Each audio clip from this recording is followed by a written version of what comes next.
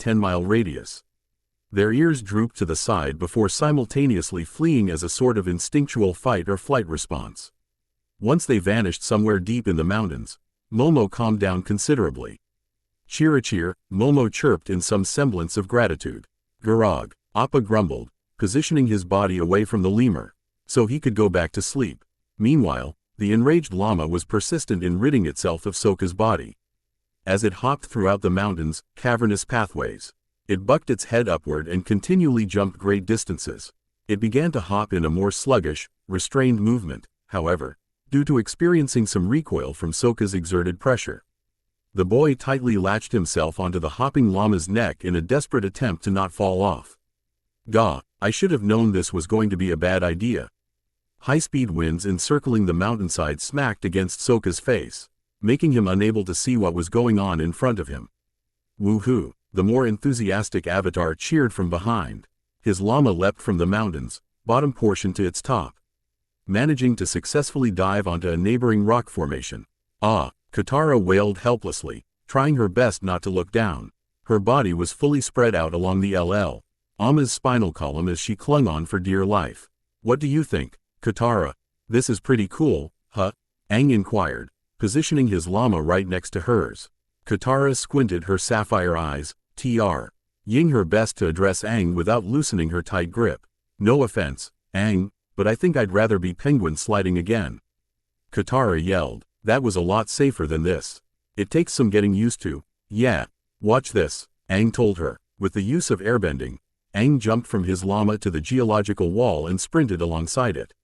A trail of dust was produced as he encircled the entire mountain with his staff in hand. Once he reached its peak, Aang forward somersaulted into the surrounding clouds and felt cold wind brush against his cheeks. He then opened up his orange glid and safely positioned himself back onto the same llama with relative ease. "That's nice, Aang," Katara complimented with a shakily placed thumbs up.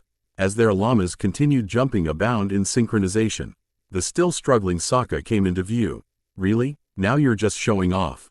"Hey, being the last airbender has its perks." Sokka rolled his eyes and went back to fighting off the hopping llama he was currently seated on. Nearby, Goku rode Nimbus along the spaces in between each mountain. Nostalgically recalling his many searches for the Dragon Balls, Goku toothily giggled in pure, innocent bliss. He then spotted two other hopping llamas and had a sudden idea. "Go down there, Nimbus," Goku ordered with a single point. The golden cloud looped right next to both llamas, perfectly aligning Goku with their path. He then cartwheeled onto one of the llama's backs, riding it as said animal bounded atop various cliffsides. Nimbus kept up with its rider as he did so. He then backflipped onto the second llama, continuing his momentum along each mountain. Strangely enough, none of the llamas seemed to either have much issue with or show any reaction to Goku riding them. Yeah, ha ha ha, he laughed in continual enjoyment. The wind brushing past his black hair made him feel more free than expected. He then spun off the llama, landing back on Nimbus in a perfectly executed jump. In contrast with Goku's amusement, Sokka began to experience some technical difficulties with his own animal. His body began to shut down on him out of long dormant fatigue. Little by little, Sokka was unable to latch onto the hopping llama's horns any longer. No, no, no, no. I gotta keep holding on. Gotta keep. Sokka convulsed in horror.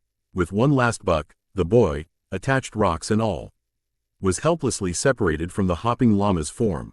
The animal, unlike Sokka, was immensely relieved by this moment and went on its merry way. Oh shoot! Noticing that his friend was falling toward the waters below, Aang quickly swiveled his llama around to garner Goku's attention. Goku! Sokka fell off his llama. The monk cried out concernedly. Goku, taking note Sokka's gradual increase in terminal velocity, narrowed his eyes in determination. He kicked Nimbus a few times, signaling for it to speed up. On it, Goku muttered, gesturing to Sokka. The flying Nimbus nosedived toward him at breakneck speeds. Too fast, yowled Sokka as he succumbed to the effects of gravity. Since he was unable to completely sit on the Nimbus cloud, Goku utilized his immense strength to grip the young warrior's wrist. I've got you, Sokka. Sokka sighed in relief, realizing how close he was to experiencing a cold, watery grave. He would have fainted right then and there if Goku wasn't holding onto him so tightly. Great, I might be spitting up something similar to that llama pretty soon.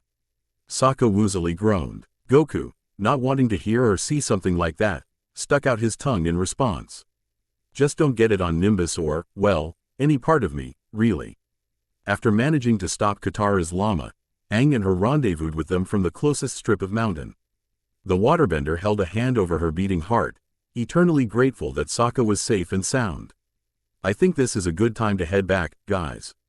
Appa and Momo are probably waiting for us, Aang suggested. Everyone else, having enough fun for the time being, agreed with the monk.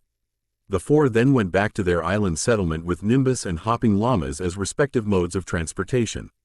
They all let their hopping llamas free and prepared to depart for their journey's next destination. Their belongings were completely packed on Appa's saddle while Katara attempted to fix up her disheveled brown hair. Goku also made sure to check on Sokka's body and demeanor. Well, that was fun, Aang said in a pleasant tone. Fun? Sure, apart from the fact that almost I sunk to the bottom of the ocean. Sokka growled. He massaged his aching forearms and calves, each portion starting to take a simultaneous toll due to the weighted rocks. Everything before then was still pretty good though. I don't think I can agree with that, Aang. Katara sighed. She held a hand over her head, attempting to relieve the tension caused by her now splitting headache. The Avatar suddenly looked more apologetic. Oh yeah, sorry you didn't enjoy it that much, Katara. Katara's expression softened, not wishing for Aang to feel bad over what happened. It's not that, I just think this should be a one-time thing. Emphasis on one, she stated with an adamant raise of her finger. I guess that's fair, we won't be able to come back here for a long time, anyways. Speaking of that, can I take this weighted clothing off? I don't want there to be a chance of Appa tossing me off either. Sokka wondered, jerking a thumb at the relaxing sky bison. Goku tapped his chin in thought. Since you were able to touch that llama without any trouble, I don't see why not. He replied, feeling nice enough to let Sokka take off the rocks. Besides, we need to see if you can successfully push that boulder over there. Following Goku's finger, Sokka turned his head to glare at the boulder. He grumbled to himself in reluctance. Right, the boulder. Goku then helped him untie the rocks from his arms and legs. Finally back to his normal weight, Sokka's limbs quivered like limp noodles. He almost collapsed onto his backside, but stood up straight at the last second. Whoa, I feel a bit looser than usual, Sokka quipped in amusement, flexing around his joints to test their overall dexterity. His instructor was somewhat pleased with these small, yet monumental results. He proudly nodded his head. Looks like the extra weight works then. It'll take a long time for the actual effects to set in, but still impressive. He then crossed his arms and jerked a thumb at the boulder. "Let's see how you do." Sokka spat at his palms and forcefully rubbed them together. Aang and Katara attentively observed him, also interested in seeing how he would perform after this first session of weight training came to a close. "You've got this, Sokka. Push the rock and you'll get stronger." Sokka mentally amped himself up. After taking a deep breath, Sokka ran toward the boulder and pushed with all his might. Herg, he outstretched both hands on the rock and kept pushing in a frontal position. After a few seconds, the rock slowly rolled around and left an indented path in the sand. Unfortunately, after rolling about 3 feet at most, it came to a sudden halt. That's it. He leaned against the boulder once more, but no matter how hard he tried, it wouldn't budge another foot. "Did it even move?" Aang asked, kneeling down to inspect the boulder's path. "Well, on the bright side, Sokka did manage to push it," Katara said, positively reminding everyone that her brother, in a way, did accomplish Goku's task. Sokka, bruised and mentally broken, slumped his shoulders in embarrassment. "Can we just leave now?" Sokka whimpered in defeat. Goku, after disposing of the rocks and putting the rope back in Appa's saddle, walked over to the boy and patted him on the back. He didn't have the heart to, yet again, reveal that this training would get much worse from here on out. "No problem, we can ride some elephant koi to take your mind off things." Aang gleefully cheered. He set Momo atop Appa, and then positioned himself in front of the sky bison's saddle. "I thought you didn't know where they were," Katara recalled as she took a seat. Sokka slowly followed after her while Goku climbed on board the flying Nimbus a second time. "Oh well, I don't, but, since we're near the ocean, they can't be too far away," Aang presumed. Sokka tiredly listed off all the bad things that happened today. Almost dying, pushing a rock only 3 feet away, and now flying without any set direction. Can this day get any worse? "Don't forget the llama spit." Katara giggled at her brother's expense. "Grrrg." Sokka heavily sighed, slamming his head against the saddle's railing. "I wish I could. Hee. Yip yip." Aang laughed. With that, the last remaining sky bison slapped his tail against the beach and ascended into the skies above. Goku and Nimbus trailed behind the ancient creature, attempting to locate another island home to enormous koi fish. Hopefully, he'd be able to eat one of them when Aang wasn't looking. The gang was now floating somewhere above uncharted waters. They struggled to locate any trace of the elephant koi in their natural habitat. Goku, as usual, crossed his legs on top of Nimbus while the other 3 and Momo sat inside Appa's saddle. As Aang attentively navigated the direction of his sky bison's mid-air path, Sokka groaned over the soreness of his arms and legs. Goku's so-called training from earlier, while proven to be somewhat effective, was truly capable of great, everlasting pain. It didn't help that he was continuously smacked around by an angry goat llama for a good 30 minutes or so. Movement in general was quite agonizing at the moment, and with how loose his joints felt after the rocks were removed from his body. Taking note of her brother's compromising position, Katara took it upon herself to fix up his torn, battered clothes. She took a needle from her bag and started to sew each area of wear and tear back together. One such tear was a massive hole in Sokka's pants that the hopping llama managed to cleave his horn through. He was lucky that the animal in question didn't stab any deeper than that. "You need to be more careful next time, Sokka. Your pants weren't the only thing that could have gotten a hole back there." She stuck another piece of thread through the needle and continued patching up Sokka's torn pants. "Well, it's kinda hard to be careful when there was a deranged hopping llama trying to kill me. Sorry if keeping my clothes intact wasn't my top priority," Sokka snorted in defense. Katara temporarily stopped her sewing to deadpan at him. "That's not the point I'm trying to make. Taking care of yourself, physically and mentally, should be something you try to keep in mind, especially when training with an experienced martial artist like Goku." Sokka attentively massaged his aching forearms, somewhat agreeing with what she just said. However, this didn't seem to stop him from completely missing her point. "Whatever, Katara, I don't see a girl like you being able to handle training like that, anyway." He lazily crossed both arms behind his head and sat against Appa's saddle. Katara froze, not expecting him to spout such an overtly sexist claim. She turned her head to glare at him. "What's that supposed to mean? It's simple, really. Guys are better at hunting, fighting, and all the physical stuff like that. Girls are better at fixing clothes and doing chores. Sokka pointed out with a light shrug of his shoulders. It's just the natural order of things. Katara furrowed her eyebrows, beginning to feel outraged by the misogynistic nonsense he attempted to express as fact. It appeared that he learned nothing from their argument back at the South Pole. Is that so? She tightly gripped the sides of Sokka's pants with a bit more pressure than usual. He, unfortunately, was oblivious to the young waterbender's hostile reaction. Yeah, no offense, but I don't see the intensive workout involved with Kai training doing much good for you. Waterbending seems like an easier choice, Sokka confidently affirmed. Katara's right eye began to twitch. She couldn't believe that he was still going on and on with this inconsiderate garbage. Disrespecting the art of waterbending was the last straw. Waterbending? Easy? If there was one thing she could not tolerate, it was wrongfully underestimating the hardship involved with bending water and properties related to that element. She shared a sickly sweet smile with Sokka that did not reflect her current emotional state in the slightest. Well, if that's what you think, then here. I'm all done with your pants. Katara beamed, chucking the still torn pants directly at Sokka's face. And look what a great job I did. Sokka looked at them in horror, instantly regretting his prior actions. He stuck an arm through the pants holes in a desperate attempt to reason with his sister. Wait, I was just kidding. Katara, please. While trying to crawl toward his sister, the Southern Water Tribe warrior unintentionally lost his footing and plop. Head down face first into the side of Appa's saddle. OWWWW. Goku listened in on their conversation in puzzlement. He positioned himself and Nimbus right next to the two. He sported a look of oblivious confusion, unable to contemplate Sokka's blatant disregard for the opposite gender. Then again, gender itself was still a confusing topic for him to understand. Bulma was the first girl he's ever seen or met, after all. And that particular meeting only happened 3 years ago. I don't really see your point, Sokka. There were plenty of strong girls back in my world, he said. Sokka, making sure not to bruise any sensitive joints, slowly tilted his head to look at Goku. He wasn't buying that statement one bit. HMPH. Doubt they were any good. Goku cupped his chin, attempting to remember all of the girls he's interacted with leading up to this moment.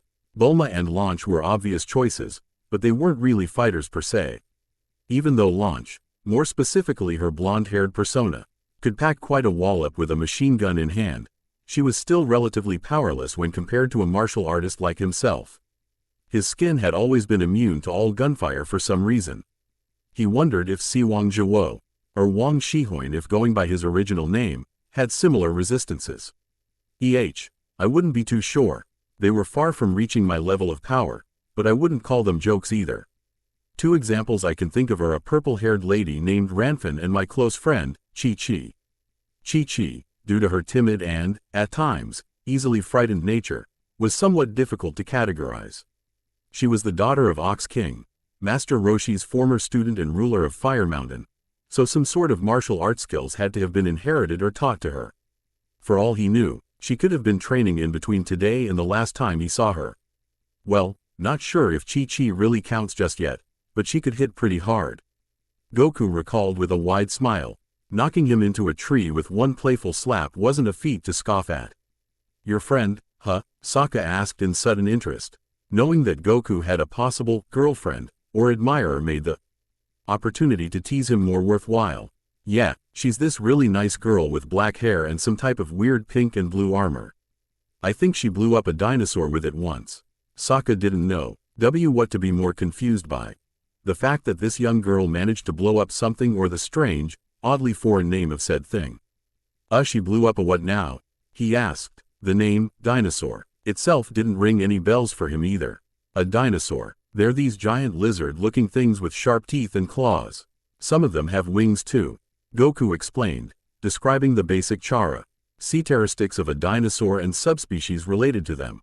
Aang rubbed the back of his bald head, unable to fully recognize this strange creature that Goku was referring to. In fact, none of the 4 Taions ever classified an animal like this, even 100 years ago and centuries before then. Apart from dragons, I've never heard of something like that before. Goku's eyes slightly widened at this news.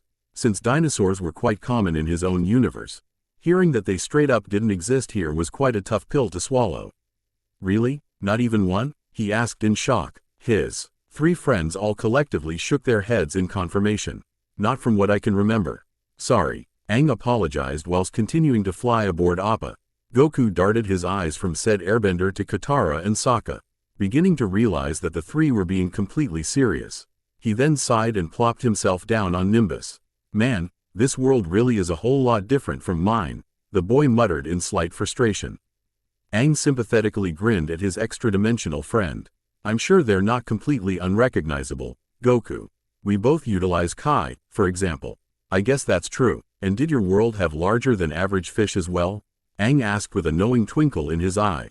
His grin lengthened considerably, brimming to life with sheer excitement. Oh yeah, I used to eat those all the time. Goku beamed in fond recollection. At the mention of giant fish, his stomach made a loud, almost inhuman gurgling sound. Just thinking of them is making me hungry. Hee hee. Laughing with the monkey-tailed boy, Aang then enthusiastically pulled on his sky bison's reins. He took notice of a large island located directly beneath them. Then you'll feel right at home once you see the elephant koi. Let's go. He maneuvered Appa towards the island, which was primarily composed of various mountains and smaller hilltops. Each part of these mountains was coated in white snow. There, the sky bison plopped himself down on a beach set closest to water. Goku quickly followed after them as Aang, Katara, and Sokka all hopped off. Momo also crawled down Appa's tail and curiously inspected the various trees surrounding them. Just don't try to eat them, alright? Aang asked. Goku, looking distraught by the swift denial of lunch, hurriedly leapt off Nimbus and sent it flying someplace else. Aw man, why, Aang, I'm starving here, he whined. The poor boy fell to his knees, almost begging the monk to reconsider. You're always starving, Goku. It's the main reason we run out of supplies so fast. Sokka matter-of-factly reminded him of his monstrous eating habits. In the process of setting down their bags, Katara took note of her brother's evident hypocrisy with this statement. I don't think you're exactly one to judge, Sokka. Hey, as long as I get some meat, I'm perfectly satisfied. Unlike Mr. Bottomless Pit, over there, he replied, jerking a thumb. Be it Goku to emphasize his voracious appetite. I can't help it, I have a fast metabolo-meaty-ba-um. His face contorted into one of cross-eyed confusion, unable to remember the proper term for what he was describing. Metabolism? Katara asked. Goku repeatedly shook his head and pointed at her. Yeah, that's it. Amused by Goku's sudden brain fart, Aang snickered for a short while. Haha, well, weird metabolism or not, I still can't let you eat the koi fish, Goku. You can, however, ride them. Isn't this a waste of time, though? We just finished training a few hours ago. I don't want another animal trying to kill me. Sokka grumbled reluctantly. His body was injured enough as is. Sokka has a point, Aang. Reaching the North Pole will take a lot longer with all of these pit stops. At this rate, we won't get there until spring, Katara stated in concern. The possibility of learning Kai was all well and good, but improving her waterbending skills was far important to her in the long run. Being the South Pole's last waterbender was a fairly important position to have. She couldn't afford to squander her potential. Come on, guys, I promise this will be worth it. Besides, Appa's getting a bit tired after all that flying he's been doing. Aang promised them. He then looked up at his sky bison. Aren't you, boy? Grr. Appa groaned, too tired to play along with his owner's act. A strip of shaggy white hair was covering his eyes. The monk blinked a few times, practically pleading him to follow through with this act. I said, aren't you, boy? Aang asked again while playfully nudging Appa's leg with his elbow. He slightly raised his voice, so the bison could hear him better. Garagig. Appa loudly yawned, showing off his teeth and a string of snot-coated saliva. Aang too, Viley grinned at his three friends and jerked a thumb at Appa.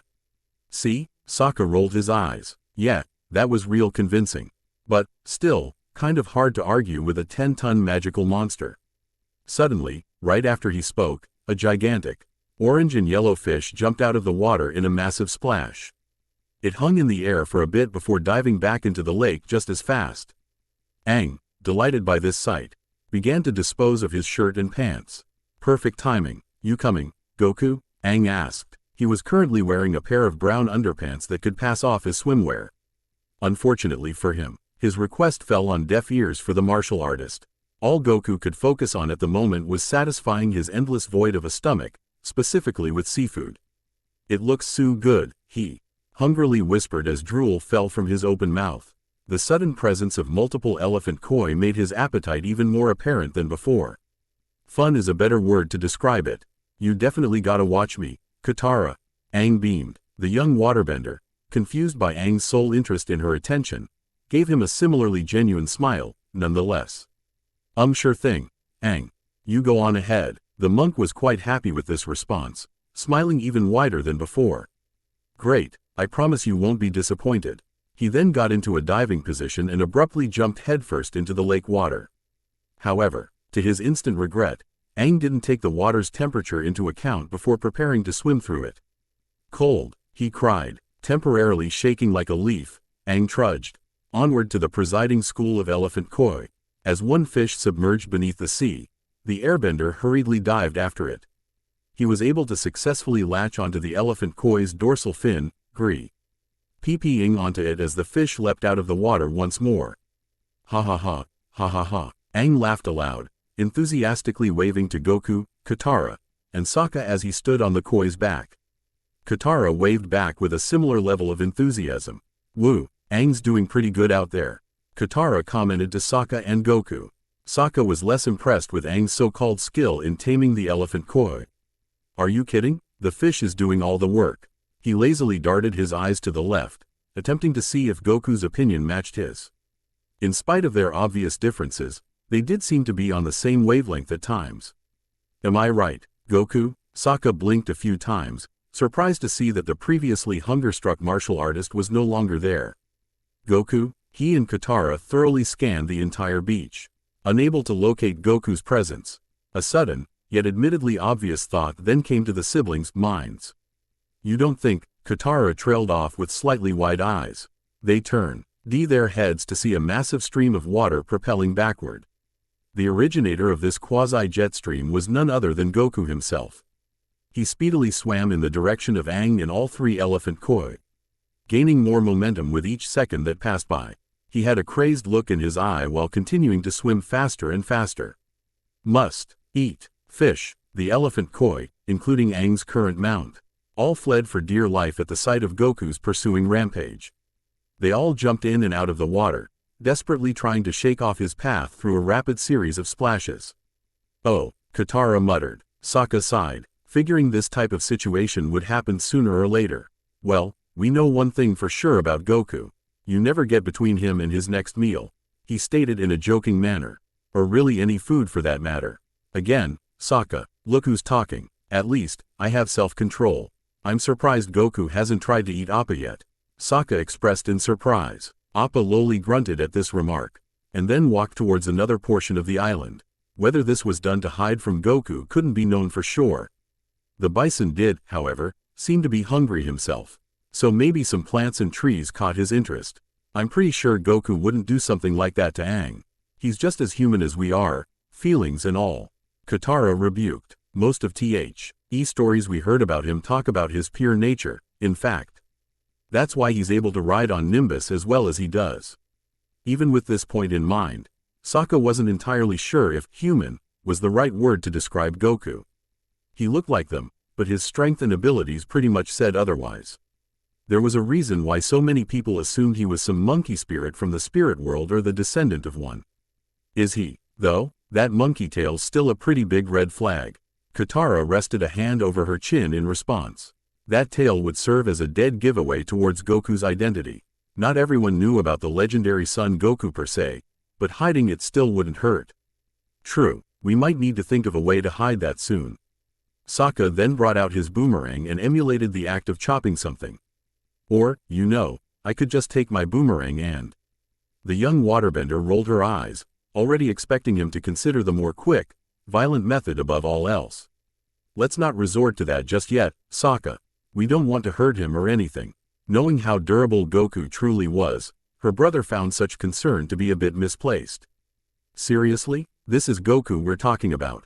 Cutting off his tail would be a minor scratch to him. Sokka snorted. He then waved his hand with little concern. I wouldn't be surprised he'd be able to grow it back or something. Good point, Katara noted. She continued to rub her chin, thinking of a way Goku's tail could be alternatively dealt with.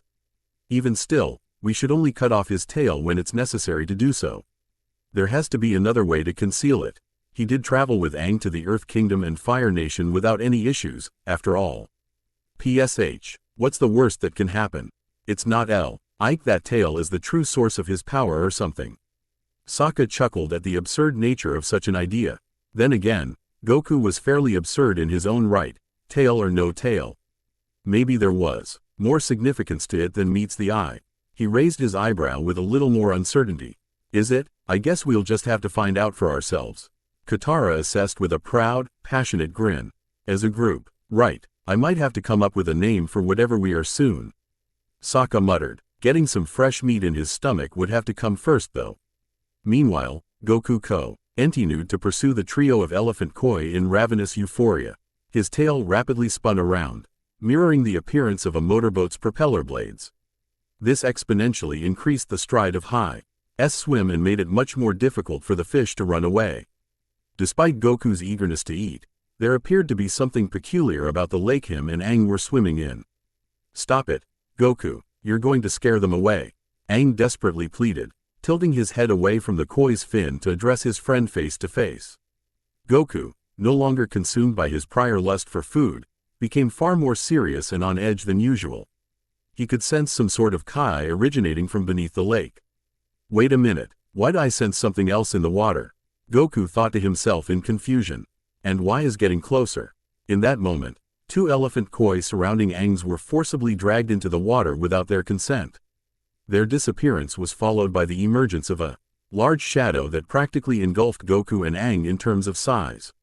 This shadow wasted no time in attacking Aang's fish as well. Og! Aang yelped, being helplessly flung off the koi's wing-like fin. Goku stopped himself from swimming to accompany the now submerged monk. At this point, both kids were practically sitting ducks amongst this large, unknown creature. Guys, get out of there! Sokka cried out in worry. Unnerved by his warning, Aang looked to Goku for any sort of explanation. What just happened, Goku? Where'd all the fish? Aang quieted down once a towering dorsal fin jutted out of the water. Go! Shaking about in a rapid surge of sea foam, the fin's owner officially revealed itself. The creature seemed to be an enormous gray and black eel with 4 yellow flaps on each side of its upper body. It also had multiple spikes poking out of its spine, perfectly aligned with the now deflated fin. This eel possessed green eyes that could detract into mere slits at a moment's notice.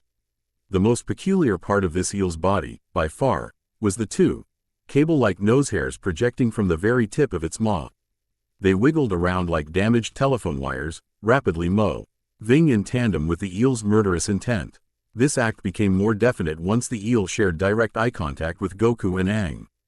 Rairaha! The freshwater eel roared maliciously. Both of Air eyes widened to the size of dinner plates. Aang could only gape at it, suppressing the urge to scream in horror. Narrowing both of its eyes, the eel fully displayed its collection of sharp teeth and bit down on the water. It managed to miss Goku and Aang, and instead, sent them flying in a small geyser of water. Gah! The 2 yelled. They landed in another area of the lake, projecting multiple waves while doing so. As Aang helplessly gasped for breath, Goku took time to glare at his next opponent and, if all went well, swim back to the island, Aang. I'll deal with this thing. Aang darted his eyes from Goku to the hostile eel, unsure if leaving him alone with it was the smartest idea. But, Goku, you'll be. Just go. While still reluctant, the eel's intimidating and monstrous appearance made Aang reconsider. Don't have to tell me twice. Ah! The monk comically shouted. He rocketed across the water as fast as humanly possible, appearing to run rather than swim like before. His aquatic sprint sent him crashing straight into Sokka's exposed stomach. Oof! Both him and Aang smacked against a nearby tree, leaving a trail of smoke and excess sand in their wake. Where's Goku? Katara asked the Avatar in concern. She managed to spot Goku's signature hairstyle within the distant horizon. Aang, raggedly breathing from exhaustion, pointed toward the ferocious water snake in response. He's trying to fight that eel thing over there. He then crawled off of Sokka and hurriedly put his clothes back on. Can't say I'm shocked, really. Sokka murmured. Between fighting and food, Goku would never miss the opportunity to partake in either. He would have respected it in any other situation, but this one. Speaking of which, Goku managed to succeed in evading the eel's bites. He speedily projected afterimages of himself, causing the eel to chomp down on thin air. This only infuriated the serpent to an even more extreme degree. "Grr, Raya, Nimbus," Goku shouted, seeking to further distance himself from the eel's wrath. Upon command, his golden cloud flew from across the island and scooped Goku out of harm's way. The eel attentively followed his mid-air path, seeking to smack him back into the water, cloud or no cloud.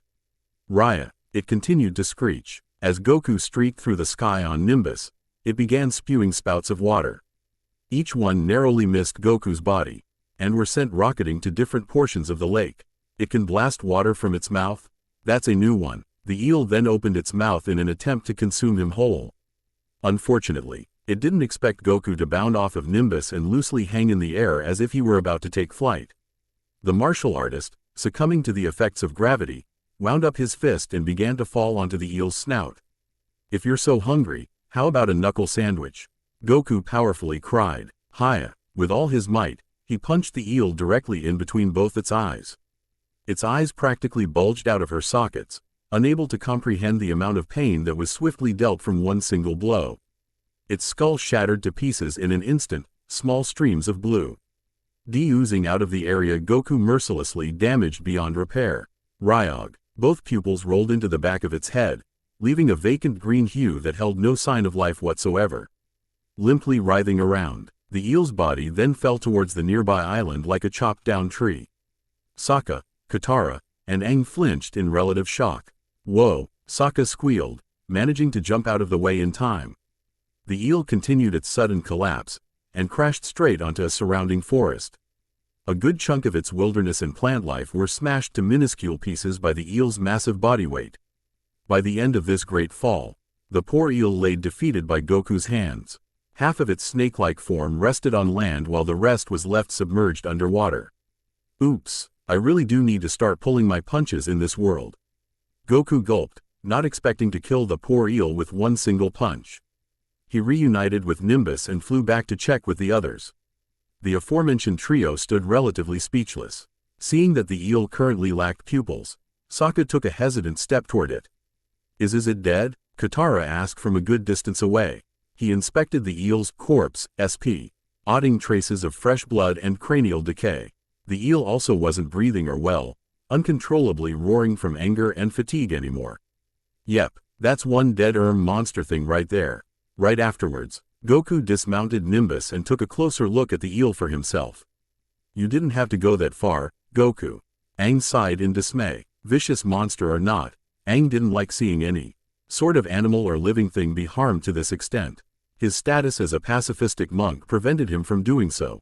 "I know, sorry about that, Aang," the martial artist said in an apologetic tone. "Looks like I couldn't hold myself back that time, huh?" "I think that's an understatement," Katara muttered, observing the mass destruction he inadvertently produced. "How are we even supposed to deal with this? We can't just throw a dead sea monster back in the water and call it a day."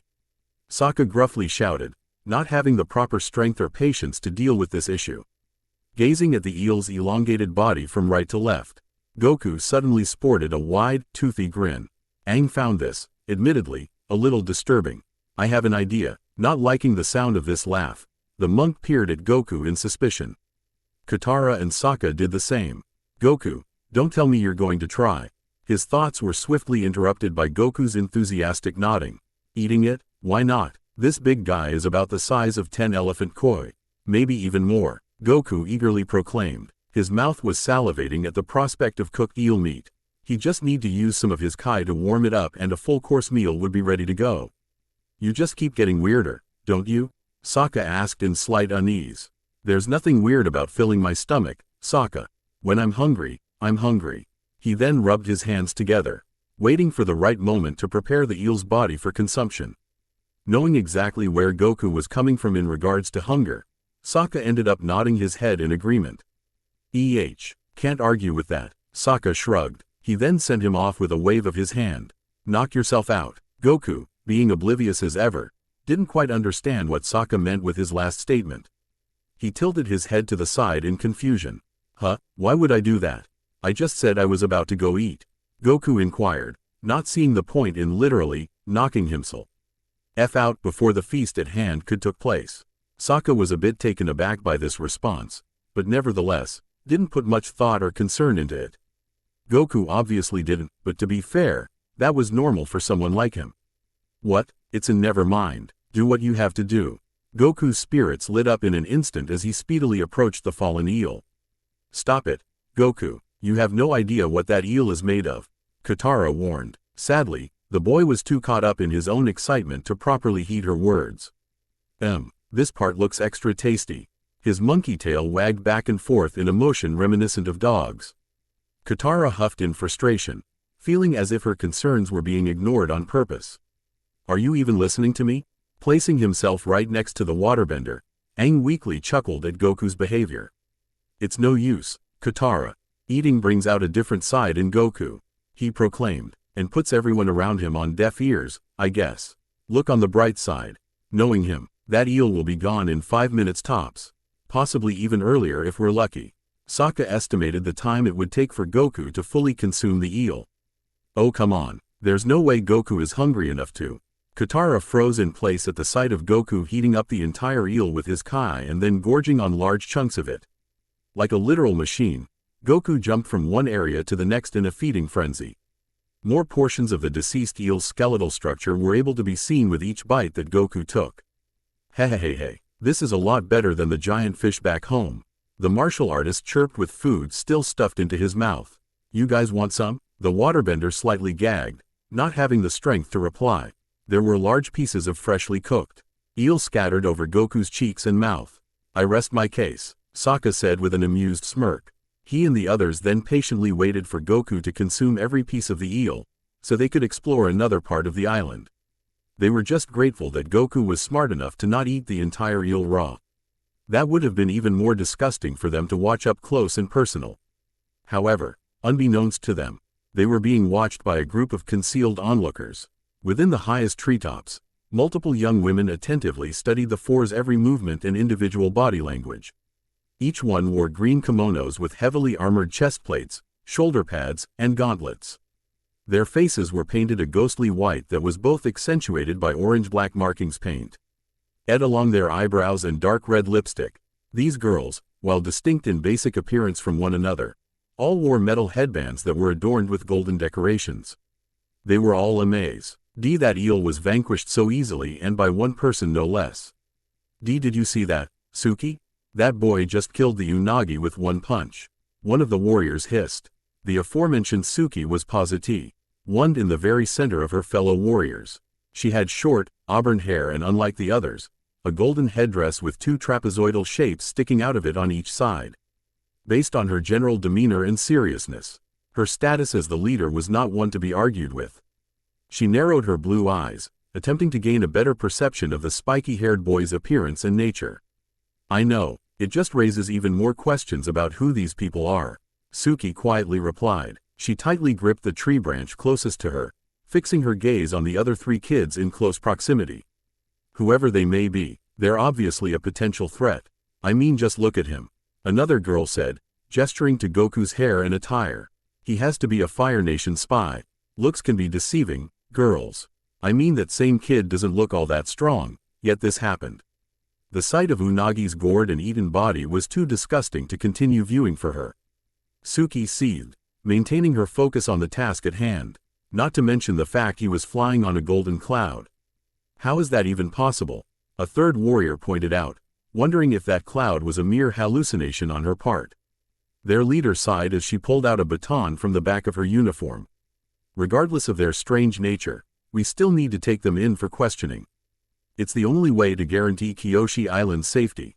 Right afterwards, she lightly swung the baton outward to reveal a yellow fan. Its craftsmanship was quite impressive to behold. Then, what are we waiting for? Let's capture the 4 while they're still distracted. Yet another warrior whispered, pulling out some rope and a burlap sack. Suki nodded from left to right, and gave each of her fellow warriors the signal to attack. Right, follow my lead. She and the others then hopped from branch to branch, preparing to sneak up on the distracted group. In spite of this silent, but deadly pursuit, Sokka felt like something was off. He spun around, looking at the presiding forest with a quirk of his brow. That's odd. Why did I feel like something was there for a second? His ears picked up the sound of rustling leaves and trees as he stood there. When mentally focused enough, he could also feel the added pressure of footsteps amongst the wind. "What's up, Sokka? Is there something wrong?" Aang asked. Sokka scrawled the back of his head in uncertainty. "Not sure, to be honest. My brain made it seem like there was something in the forest just now. Something that was about to come after us." The three timidly peeked into the woods, seeing if Sokka's hunch was indeed correct. "Like what?" Katara asked. Before she could even say anything else, Suki and her elite squadron emerged from above in perfect synchronization. They surrounded the trio from all corners, leaving no proper room to escape. One attempted to grab Sokka from the back, but was thwarted by him moving to the side at faster than typical speeds. "What, did he know we were here?" Suki thought to herself in shock. She growled, squatting downward into a combat stance. "Whoa, guess that training really did work." Sokka snickered whilst flexing his biceps. Disgusted by this careless behavior, each warrior deployed their own set of fans. "Simple training won't help you escape, intruder," threatened Suki. She then somersaulted forward, attempting to incapacitate Sokka with a swift kick in the side. To her surprise, this blow was firmly blocked by Goku's palm. "Hey there," Suki's leg hung outstretched, unable to break free due to the boy's immense, superhuman strength. Where did you come from? You were over there just a second ago," Suki stated in disbelief. She looked into the distance, fully identifying Unagi's eviscerated skeleton. It was now fully deprived of skin and meat, much to her chagrin. "I ran here, of course. You just didn't have enough Kai to track my presence," Goku replied. Still keeping Suki in check, he examined the rest of her group in their respective energies. Kai, as in the life energy that people bend elements from? She vaguely recognized. The Kai she knew, however, was not capable of feats that this boy just displayed. Only legends from the Fire Nation and deeper parts of the Earth Kingdom said otherwise. "By the way, what's with the weird-looking makeup? Are you guys a bunch of circus clowns or something?" Outraged by this not-so-subtle mockery of their traditions, Suki and her group all began to glare at Goku in offense. "See clowns?" one girl stammered. "Grr, this isn't some practical joke, kid. We're ambushing you. Yeah, Fire Nation scum like you should show more respect to the Kyoshi warriors." Another girl scowled, unveiling the official name of their team. Aang's face lit up at the brief mention of Kyoshi, Roku's predecessor as the Avatar and another one of his past lives. "Wait, Kyoshi? Like Avatar Kyoshi," Aang cheerfully said. "I know her." The Kyoshi warriors snorted. There was no way a kid his age could have encountered their island's founder. "Tisk, do you honestly take us for fools? How would a kid like you know someone who lived 400 years ago?" I'm the newest Avatar and she's my past life. I promise you I'm telling the truth." Aang pleaded for the girls to trust him. Suki and the others shared stunned, yet equally skeptical looks with one another. "That's impossible. The last Avatar was an airbender who disappeared 100 years ago," she said. "I know it may seem hard to believe, but I'm that same airbender." "I can prove it," Aang implored them to see reason, raising up a finger to further emphasize his point. "He actually can. I should know since I was frozen for 100 years along with him." Goku noted offhandedly. Suki irked a brow at this strange boy's even stranger claim. "Frozen? Enough baseless promises. We're taking you for and whatever that thing is by force," one Kyoshi warrior threatened while pointing at Momo. She brandished her war fan and attempted to chop Aang in the neck with it. With near-perfect reaction time, Aang slammed his palm into the ground to project an invisible barrier of high-speed air. Oof! The wind smacked against the girl's body and caused her to fall onto the ground. She struggled to stand back up after that. Suki widened her eyes in awe. A gust of wind? He really was telling the truth. Unfortunately, this revelation wasn't enough to prevent Goku from flipping her over with a firm kick to her legs. She uncontrollably collided face first with the beach's sand, feeling a bit more sore than anticipated. Suki grunted in pain. In a quick flash of instantaneous movement, Goku made short work of the remaining Kyoshi warriors. He kicked each of their legs with minimum force, managing to trip them all simultaneously. Their weapons, whether they be fan or sword, were also swiftly removed from their possession. "Fool!" Each of the Kyoshi warriors groaned. They shakily twitched about, unable to contemplate what just happened due to Goku's untraceable movements. Suki tilted her head to see that Goku was miraculously in the same position as before. To her additional shock, it seemed like he never moved at all. Sokka looked down upon the fallen Kyoshi warriors, giving each one a fairly smug look. Now, are you going to hear us out, or will Goku here have to show you girls what a real warrior is like? Suki, although annoyed by Sokka's condescending attitude, nodded along in reluctant agreement. Fine, you seem to be telling enough of the truth. She brushed aside her brown bangs and slowly stood back up. Her fellow colleagues followed suit, albeit with some difficulty here and there. Sorry for our prior hostility, Avatar. The Kyoshi warriors humbly apologized. The girls disposed of their weapons in an attempt to show that they meant no further harm. Don't misunderstand our intentions. We were only trying to keep this island's people safe from potential invaders. Suki explained. Our village elder, Oyaji, wishes to keep us away from the war, after all. Seeing the regret laced within Suki's blue eyes, Aang gave her a considerate, understanding smile. There's no need to apologize. It's my fault for coming here without permission. Suki was greatly relieved by Aang's lack of anger and smiled back at him. Well, even so, a visit from the Avatar is a pleasant surprise. She chuckled. What brings you here? It was mainly to ride the elephant koi. I didn't really think there would be a village nearby, Aang explained, rubbing the back of his head in slight embarrassment. HMPH. I see. That wasn't a very smart idea considering the Unagi's presence. Suki pointed out the dangerous nature of this activity. She looked back at the aforementioned eel's half-eaten remains in still prominent disbelief. Then again, I suppose that's not an issue anymore. The poor thing didn't even have a chance. The wound produced from Goku's fist, while much smaller than it could have been at full strength, was still quite brutal all the same. The Unagi did not experience a painless death by any means. Yeah, sorry about that. The eel was trying to eat me and Aang, so I had to take drastic measures, Goku said with an apologetic, yet nervous grin. He then patted his full stomach to assess its now sizable mass. Plus, I was pretty starving too. Suki quirked a brow at this boy's fearsome, yet goofy behavior. His name seemed oddly familiar to her, but she couldn't understand why. She might have heard Oyaji mention it once or twice before. If you could eat a creature as large as Unagi in mere minutes, I can't even imagine how you would handle a normal full-course meal. Katara, Sokka, and Aang all shared knowing looks with one another at this statement. Trust me, you really don't want to know, Aang stated with a resolute shake of his head. Suki immediately knew to heed this advice. With that being said, what are your names?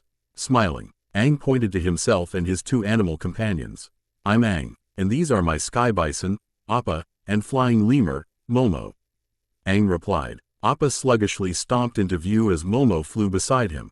Grog, chirp, Momo cheeped absent-mindedly with curious green eyes. Suki and the Kyoshi warriors marveled at the exotic nature of these pets. Incredible, it's quite rare to see air nomad wildlife so close, especially since they're supposedly extinct nowadays. The Avatar began stroking Momo's fur with equal levels of happiness. Yep, we're all that's left of the airbenders, so sticking together is for the best. Honestly, that's quite noble of you, Aang. Suki complimented Aang's kind heart. She then turned her attention to the person that managed to single-handedly best Kyoshi warriors and the Unagi in direct combat. Hi, my name's Son Goku. I'm a martial artist from the Goku stammered, trying to come up with a proper explanation for who he was and where he came from. The other three were anxiously awaiting his excuse, and hoped it would be believable enough. Oh, what do I say in this situation? I can't say that I'm from another world different from this one. That will raise too many questions. Goku thought in sudden worry. I can't bank on them knowing about those legends about me either. I have a feeling there's going to be some people not familiar with them. He clasped a bit of his hair, recognizing its pitch-black dyes. From what he remembered, most of the firebenders, including Zuko, had a similar hair color. This explained why Sokka initially believed him to be a Fire Navy spy during their first meeting. I might as well go with the Fire Nation story for now. I guess I do look a lot like someone from there, Goku ultimately decided. Suki grew somewhat puzzled by Goku's hesitance about this topic. From where exactly? Suki asked in a slightly more curious tone. Goku took a deep breath and sighed. From the Fire Nation colonies. However, I met Aang over a century ago, so like him, I only just found about this war. I don't support what Fire Lord Ozai is planning to do in any way. His serious frown was proof enough to Suk, that he truly did not support his supposed leader's actions. Parts of his story still didn't quite add up, but she could ask about those later. Well, any potential friend of the Avatar's is already trustworthy enough, Suki assured. My main question is what exactly happened with you and Aang before the war's inception? Why did you disappear? Recalling that fateful day, Aang's mood suddenly grew more serious. He looked at the ground and stood there in momentary silence. After a moment or two, he gazed at the girl in deep contemplation. It's a bit complicated. Goku, Appa, and I were all caught in a bad storm during that time. Somehow, in order to save our lives, I ended up freezing us inside a block of ice. From that moment onward, we were both trapped in there until Sokka and Katara managed to thaw us out. He thought it best not to divulge why he left the Southern Air Temple in the first place, though. Goku's purpose for being there wasn't something he wished to mention either. Quote, it was more so done by repeatedly smacking a club into it, but whatever. The details don't really matter. Sokka shrugged informingly. Suki placed a fist atop her lips in newfound understanding. That explains the frozen part, Suki whispered to herself. What brings you four together, anyways? This really isn't a type of group you see often. She closely observed the entire group with intrigue. There appeared to be two siblings from the Water Tribe, an airbender, and according to Goku himself, a citizen of the Fire Nation. If an Earth Kingdom citizen joined them, it would appear as if all our nations were working together in balanced harmony. Then again, she supposed that such a gathering was fairly befitting of the Avatar himself, considering his age and exact purpose. For now, we're all traveling to the Northern Water Tribe. Aang and I are hoping to fully master waterbending there. Katara took it upon herself to explain their current plans. Goku, on the other hand, is teaching Aang Kai, or life energy, in order to further improve his skills as the Avatar. Goku's status as a Kai user greatly interested the Kyoshi warrior. As a non-bender, it really wasn't something she had much knowledge about. Just seeing it in action, although somewhat brief, was enough to know that Kai held all sorts of magnificent power. Based on our unfortunate defeat, I'm assuming this Kai is very formidable from a combat standpoint? Quote, given her pride as a warrior, it was hard to acknowledge true defeat at times. Goku, especially, was a difficult opponent to comprehend. He fought far different, and more efficiently than anyone she's known beforehand. That particularly made him more interesting from a fighting standpoint. Yep, even without it, I can tell you girls have a lot of fighting potential. Your use of fans as a weapon is pretty unique, Goku replied, openly complimenting the Kyoshi warrior's talents. Suki, not expecting this comment, happily smiled at the boy. Thank you, Goku, I appreciate the kind words, she said. If it's alright, I wouldn't mind sparring with you some more. Goku's face instantly lit up at the mention of sparring. He pumped his fist in the air and smiled from ear to ear. While doing so, Goku tried to prevent his tail from wriggling around. It seemed to grow a mind of its own when food or fighting were put into consideration.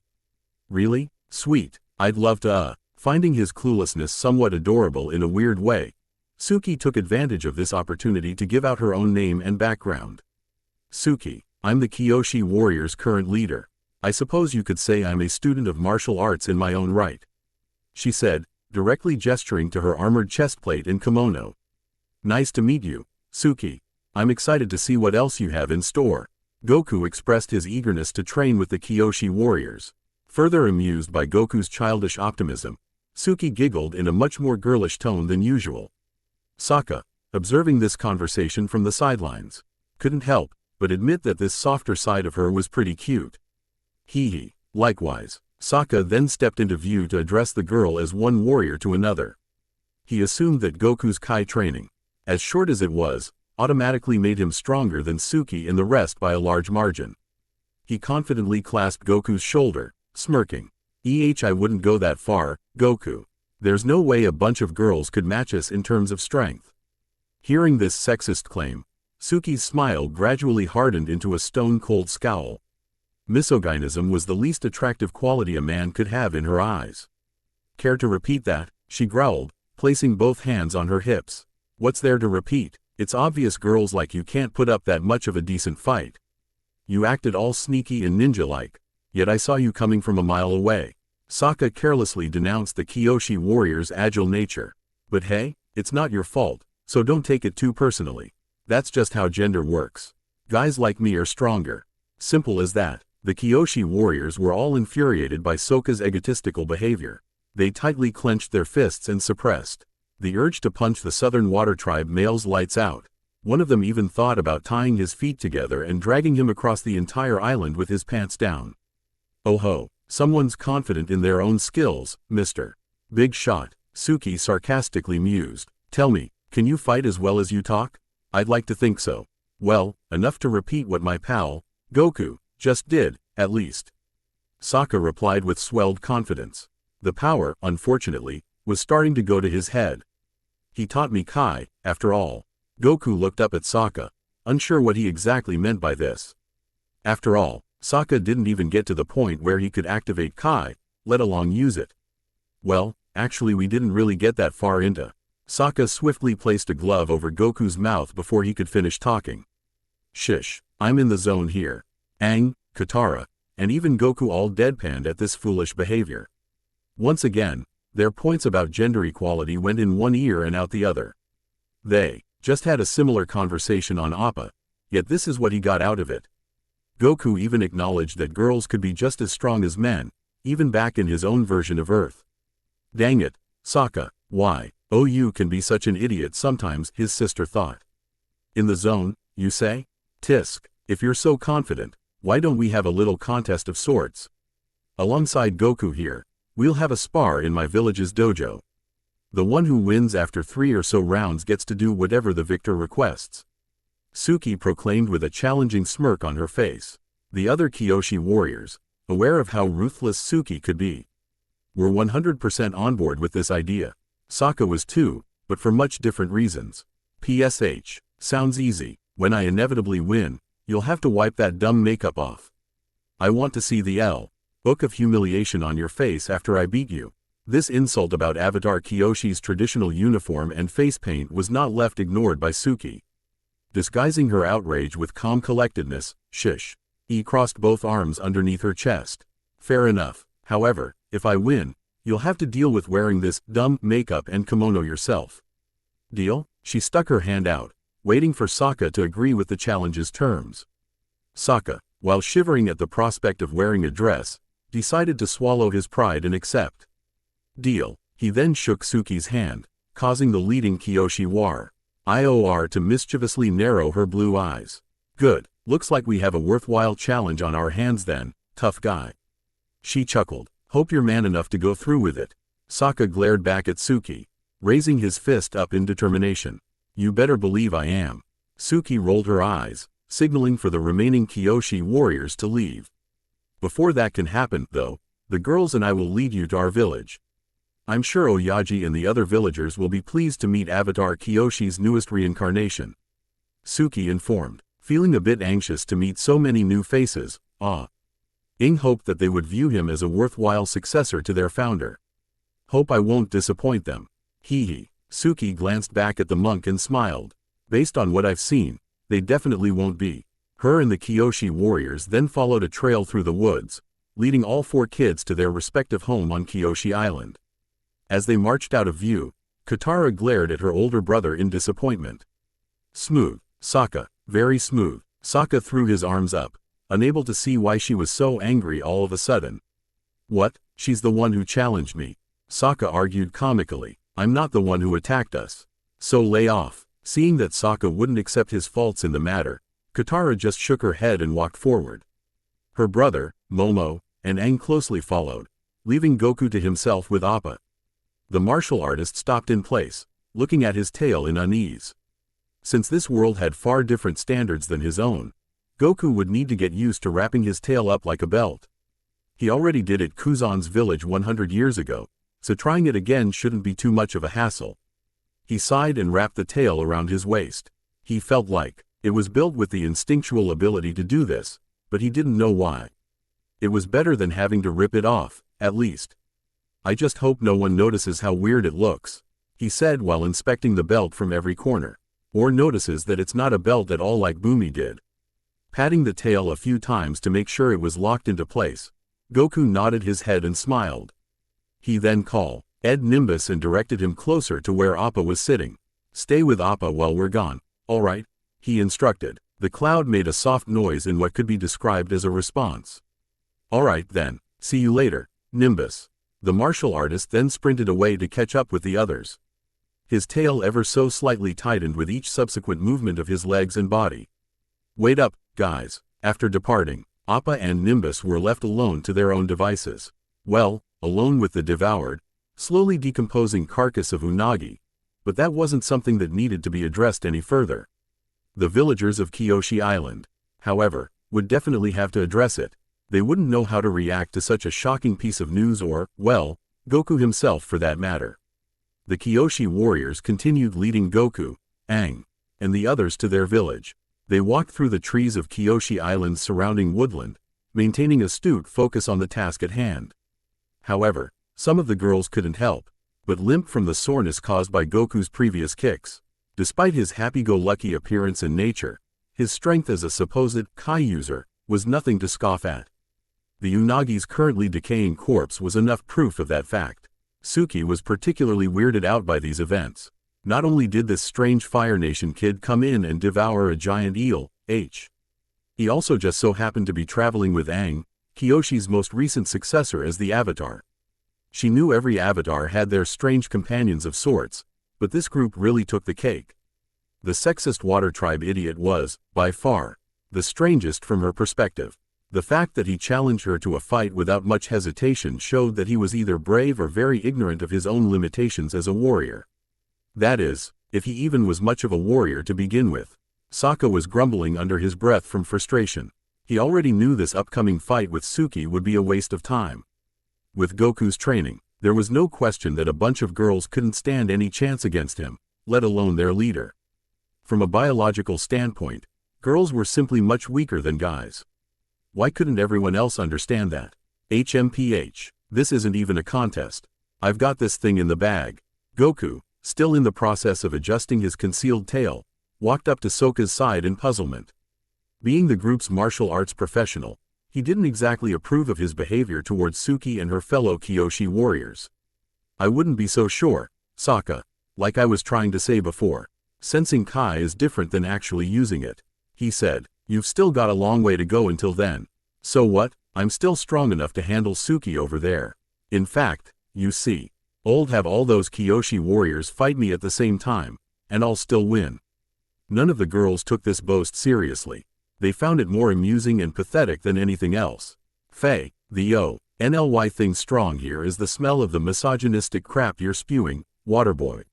One of them snorted. They all laughed at this remark while Sokka took clear offense to it. Katara couldn't help herself from joining in once she saw the look on his face. Waterboy? Now, girls. Let the poor guy boast while he can. After all, Suki turned her head to mischievously glance at him. He's going to need it. The Southern Water Tribe teen tightly balled his fists and fumed in place. Well, you're going to need some new paint for that stupid face of yours once I'm done with you. How's that for boasting? Suki and her group all ignored him, not even bothering to grace that awful comeback with a proper response. They simply walked forward and didn't address him further than that. Good one, Katara muttered. Sokka just put his hood over his face and scowled. Shut up. By the way, Goku, what's that thing wrapped around your waist? The Kyoshi warriors leader asked. He looked down at his tail with a sheepish grin. He'd need to make this explanation as convincing as possible. Oh, this? It's just a furry belt that goes with my martial arts GI. Goku replied. They used to sell them in the Fire Nation 100 years ago. They called them monkey belts. Aang interjected with a smile. Oh right, that's why it hangs out like the tail of a hog monkey sometimes. Neat, huh? The martial artist added. Suki couldn't believe that such a product even existed. She raised an eyebrow and then shrugged her shoulders, brushing it off as some old, outdated Fire Nation custom. I suppose that makes sense. For a second there, I thought that tail was actually a part of his body or something. Hee. Another Kyoshi warrior, Jia, chuckled. She had short brown hair and brown eyes. Goku and the others exchanged nervous looks with one another before laughing the same way. PFF'd. Of course not. That'd be ridiculous. Aang snorted. Like come on, he's a person, not a monkey. He sure eats like one, at least. Sokka grumbled under his breath. Katara just glowered at him as they finally reached the Kyoshi warriors' village. Relatively small compared to most other settlements in the Earth Kingdom, It contained 2 rows of wooden houses and a large meeting hall situated in between them. Other settlements not too far off from the village were Kyoshi Dojo, where the Kyoshi warriors did most of their training, and a shrine dedicated to Avatar Kyoshi herself. What impressed Goku and Aang the most, however, was a lifelike statue of Kyoshi facing the entrance. Standing on top of a wooden log, she wore long, green robes and held 2 golden fans in front of her. Situated atop her brown hair and painted face was a matching, golden headdress as well. It felt as if the Saint Atue was watching over this village and all of Kyoshi Island from beyond the grave. Well, I can definitely see the resemblance, Goku whispered. Suki, in a way, resembled a younger version of Kyoshi from his perspective.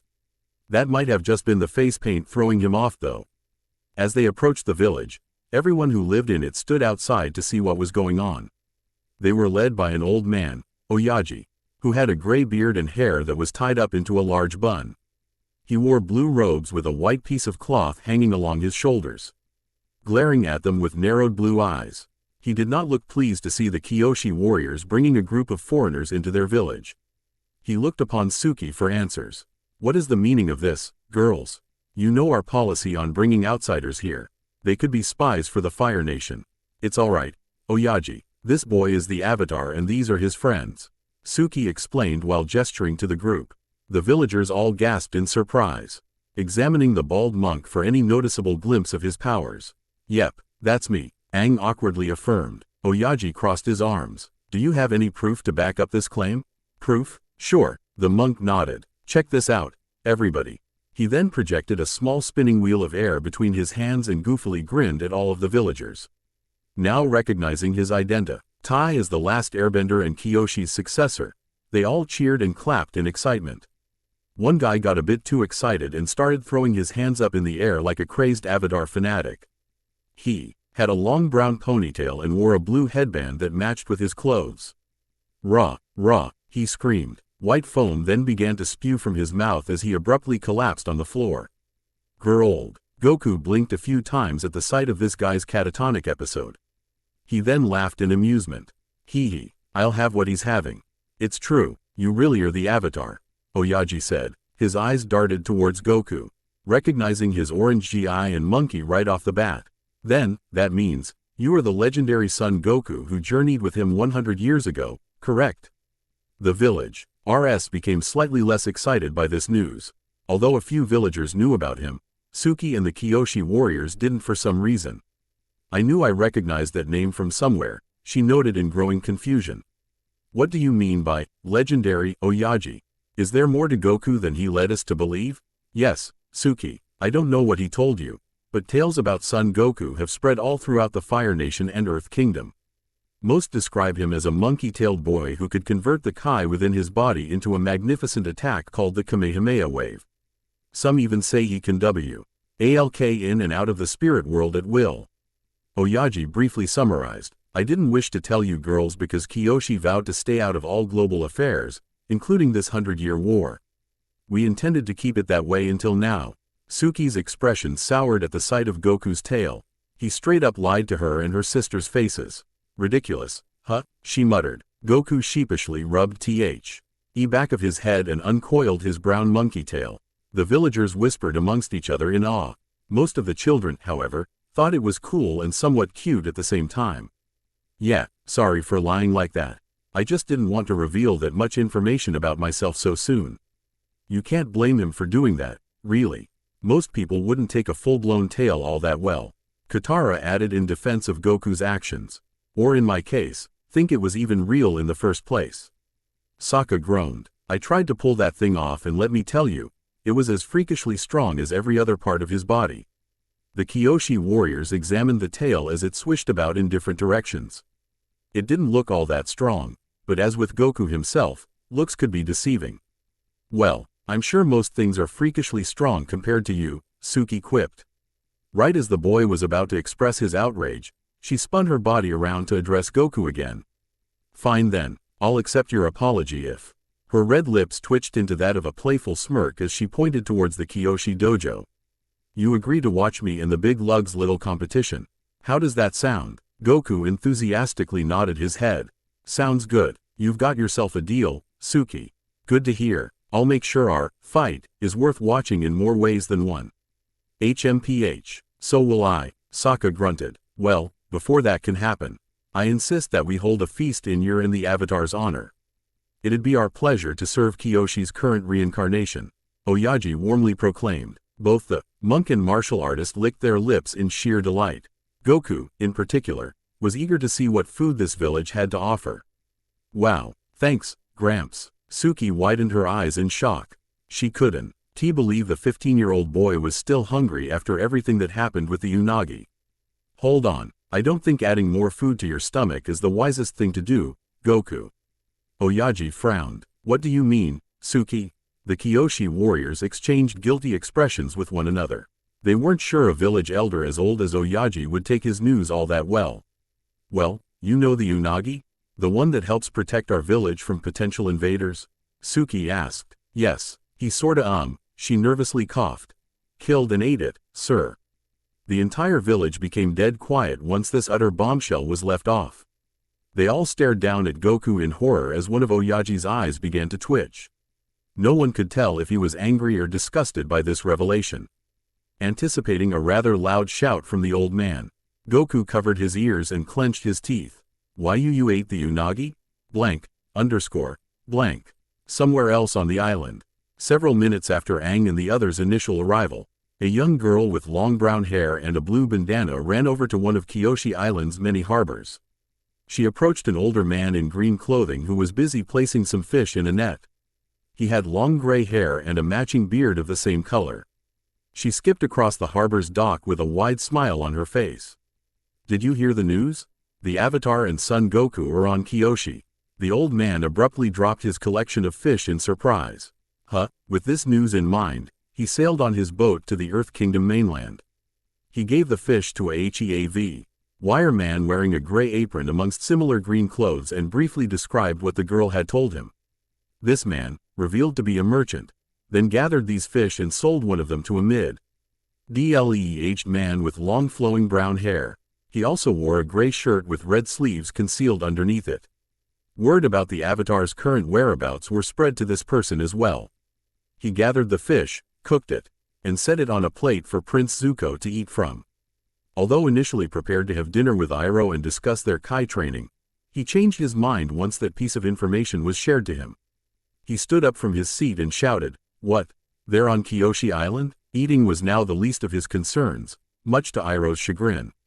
He tightly balled his fists and made his way towards the room's exit. Our discussion about Kai can wait, Uncle. Ready the rhinos, he ordered. I won't let Goku defeat me this time. The old firebender looked down at the fish and frowned. Are you going to finish that?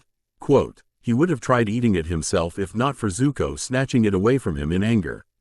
I was going to save it for later. Taking the plate with him, Iroh was left to childishly pout and cross his arms in disappointment. It appeared that dinner would have to wait for him too. Back in Suki's village, Oyaji needed some time to stew over the Unagi's death and consumption by Goku's hands. That eel had been sacred to the village for hundreds of years, so he couldn't even begin to comprehend the fact that it was inside someone's stomach of all things. He tried his best not to pass out from shock and decided to get some rest in the meeting hall. While that happened, he ordered the village's top chefs to prepare a full-course meal for Goku and Aang as promised. He did try to limit the amount of food given to the former, but, unfortunately, it proved to be a lost cause. The martial artist's hunger was just far too immense for anyone, let alone the Kyoshi warriors themselves, to suppress. Regardless, many of the villagers were still incredibly pleased by his and the Avatar's presence. Some villagers even took the time to clean and repaint Avatar Kyoshi's statue. An act which hadn't been done in many, many years. Others also cleaned Appa's fur and fed him some hay while Aang enjoyed himself. The Sky Bison did not object this grooming session in the slightest. Aang, Katara, Sokka, and Goku were currently seated in front of a long wooden table. It contained 2 rows of delicious food native to Kyoshi Island and its people. Momo wasted no time in snatching some food off these plates while Goku quickly took a bite from each one in utter delight. Alright, dessert for breakfast. The monk beamed as shoveled some sweets in his mouth. These people sure know how to treat an avatar. Quote, Goku nodded in agreement while speaking with his mouth full. No kidding, This stuff is delicious. Katara, seeing the truckloads of food being stuck in between Goku's teeth, slightly winced in disgust. The waterbender inspected an orange-looking treat, trying to figure out what it was before she spoke. Please swallow before talking, Goku. It's making me lose a bit of my appetite. The martial artist beat down on his chest, so he could swallow all of that food in one single gulp. After doing so, he sighed in relief. Right, my bad, haha, Katara, you've gotta try these, Aang said as he handed one of the desserts to her. When he wasn't looking, Momo grabbed the one held in his other hand and ate it. Well, maybe just a bite. She then ate it and grabbed some bread from the table. Thanks to Goku, most of the entire table's collection of food was split in half. Aang and Katara's share was all that remained for the most part. What surprised them about this was that Sokka didn't eat any of it. He was too busy moping in the corner with crossed arms and a prominent scowl on his face. Sokka, what's your problem? Eat, Aang shouted. Not hungry, but you're like Goku, you're always hungry. Katara smirked in knowing amusement. Oh, don't worry about him. He's just scared that there's a chance he'll lose to a girl during his competition in the dojo. Sokka uncrossed his arms and stood up straight. His eyes were widened in disbelief. Me? Scared? TCH. Stop talking nonsense. Katara, I know I can win this. Goku stopped eating to look up at his newest student. He had a good feeling that this fight against Suki wasn't going to be in his favor. You're starting to sound a little too overconfident, Sokka. Suki's much more experienced as a martial artist than you are, so that mindset will only make your chances of winning even lower. He advised with caution. Take me for example. After my best friend, Krillin, died, I went into A.B. Lind rage and immediately picked a fight with his killer. I ended up losing because I let my emotions get the better of me. Everyone paused to look at Goku sympathetically. They didn't know he lost one of his closest friends that way. He never chose to talk about it before until now.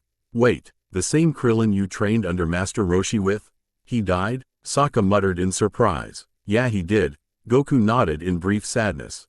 But we can talk about that another time. I just wanted you to know that keeping your emotions in check is the key to achieving success as a fighter, regardless of gender, elements, or Kai abilities. Sokka grimaced. Attempting to hide his nervousness, he grabbed a few pieces of food and aggressively chewed on them. He then clenched his fist in sheer determination. He understood Goku's advice, but not enough to keep his confidence from swelling further. Well, then let's go over to that dojo and show those girls that I mean business. They need to see that I'm not scared of anyone. If you say so, Sokka. Goku sighed while shaking his head. He glanced back at the other two and waved. We'll see you guys later. He then followed after the Water Tribe boy and walked away. At the same time, Momo laid underneath the table and gorged on his own collection of food, some of which was stolen from Aang, Goku, and Katara. Make sure he doesn't get his butt kicked too hard, Goku. The waterbender cried out. I heard that. Sokka snarled in a slightly muffled voice. They had officially left the meeting hall by then. Katara's expression became a little more serious in that moment. He couldn't believe that a boy as goofy and fun-loving as Goku could have gone through so many horrific experiences. Did Goku ever tell you that happened to his friend? Aang shook his head, frowning. No, I had no idea that happened to him. I just know that he's faced a lot of dangerous enemies in the past. Even more dangerous than the Fire Lord? Katara whispered. She was too concerned about Goku's emotional state to take another bite of food.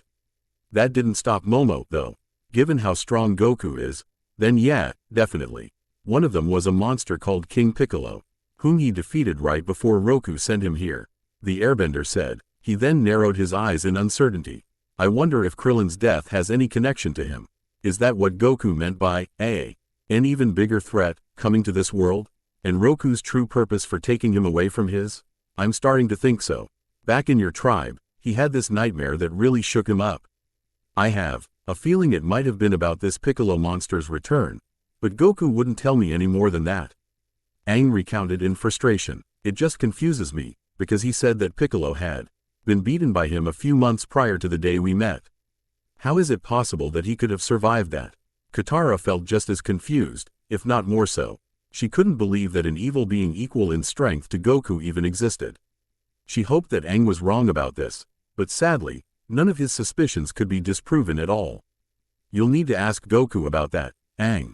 If this Piccolo P. Urson does indeed threaten the entire world, We need to find a way to stop him together," she proclaimed with a frown. "After everything he's been through, we can't afford to wait any longer." "You're right, I'll ask him as soon as I get the chance," Aang promised. His mood then shifted into one of content happiness. "But first, we should continue enjoying our time in this village while we can. They're giving us the royal treatment. Okay, but don't get too comfortable. With Zuko on our tail, it's risky for us to stay in one place for very long. I'm sure we'll fine. I'm just glad to see how happy I'm making everyone," he said while gesturing to the meeting hall's open window. "They're even cleaning up that old statue of Avatar Kyoshi in my honor.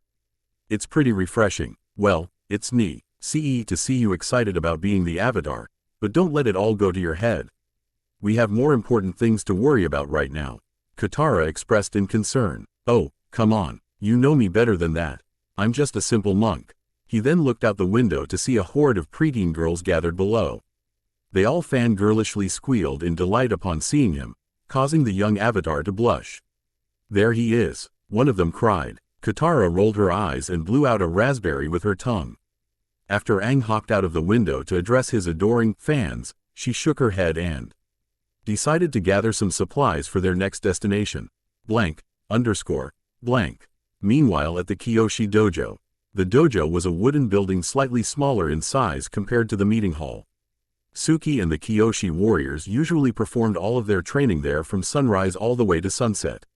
As him and Goku walked towards it, Sokka grumbled under his breath in annoyance. Dumb girls. Think they're so tough. I'll show them." Goku sighed. "Remember, Sokka, keep your emotions in check." Yeah, I get it, Goku. You don't have to remind me." The tan-skinned teen grunted. "Now, be a good teacher and analyze my match with Suki. I'm sure you'll notice that I made some good progress since our last session." "You mean yesterday? Hey, sometimes a day is all it takes."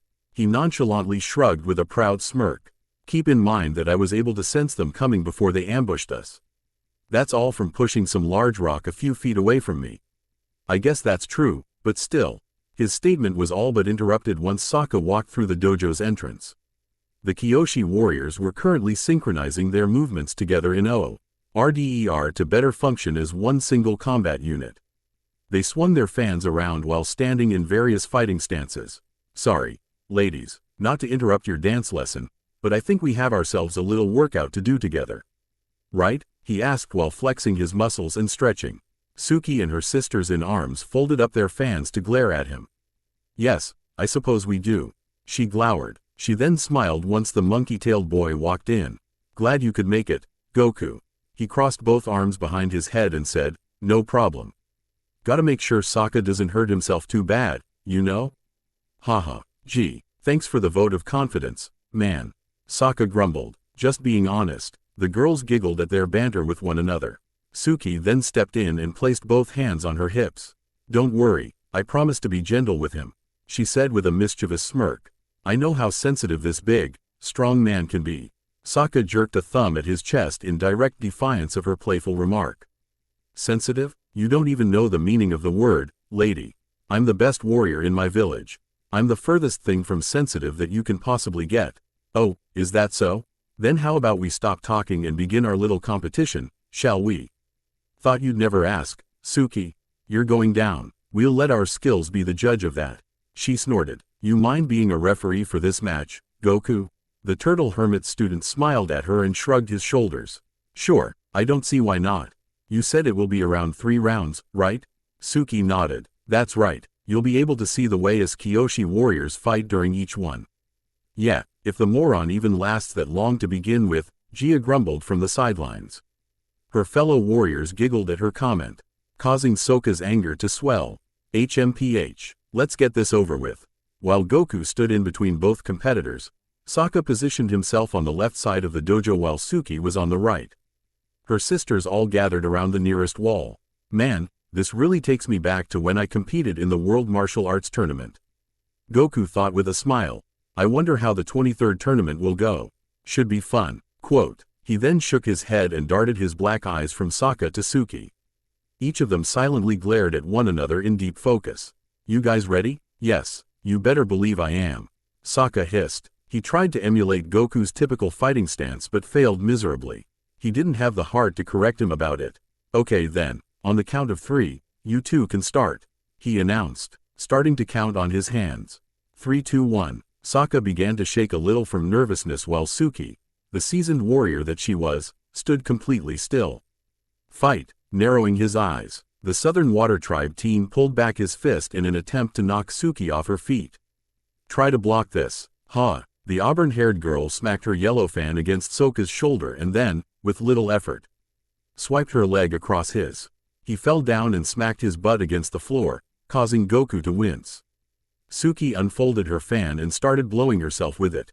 That's one. That was good, I'll admit, but I was going easy on you that time, of course. Sokka said while slowly standing back up. Of course, the girl cheekily replied. Wouldn't you like to show us more of your moves?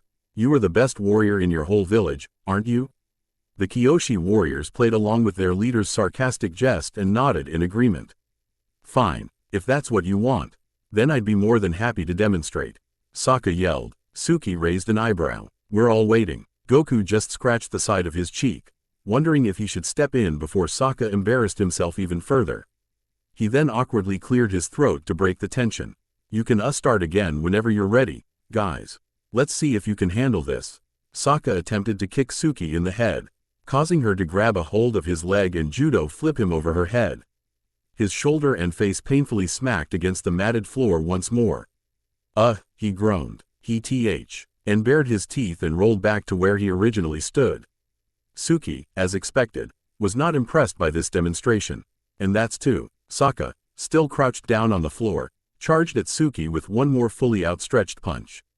Although he couldn't tell, his speed overall was much faster than what could be seen in the first 2 rounds. That does it. Suki then grabbed the boy's arm and rapidly spun him around in a circle. This caused him to scream in reactionary horror. Daah! Just as quickly, the Kyoshi warrior's leader grabbed Sokka's hands, placed them behind his back, and slammed him down into the floor. His cheek was roughly smooshed against its carpeted surface due to Suki's body weight being pushed down against him. And that's 3. Looks I win, she said in acknowledgement of her victory. You know what that means, don't you? Sokka's cheeks were slightly flushed as he accepted his unanimous, humiliating defeat.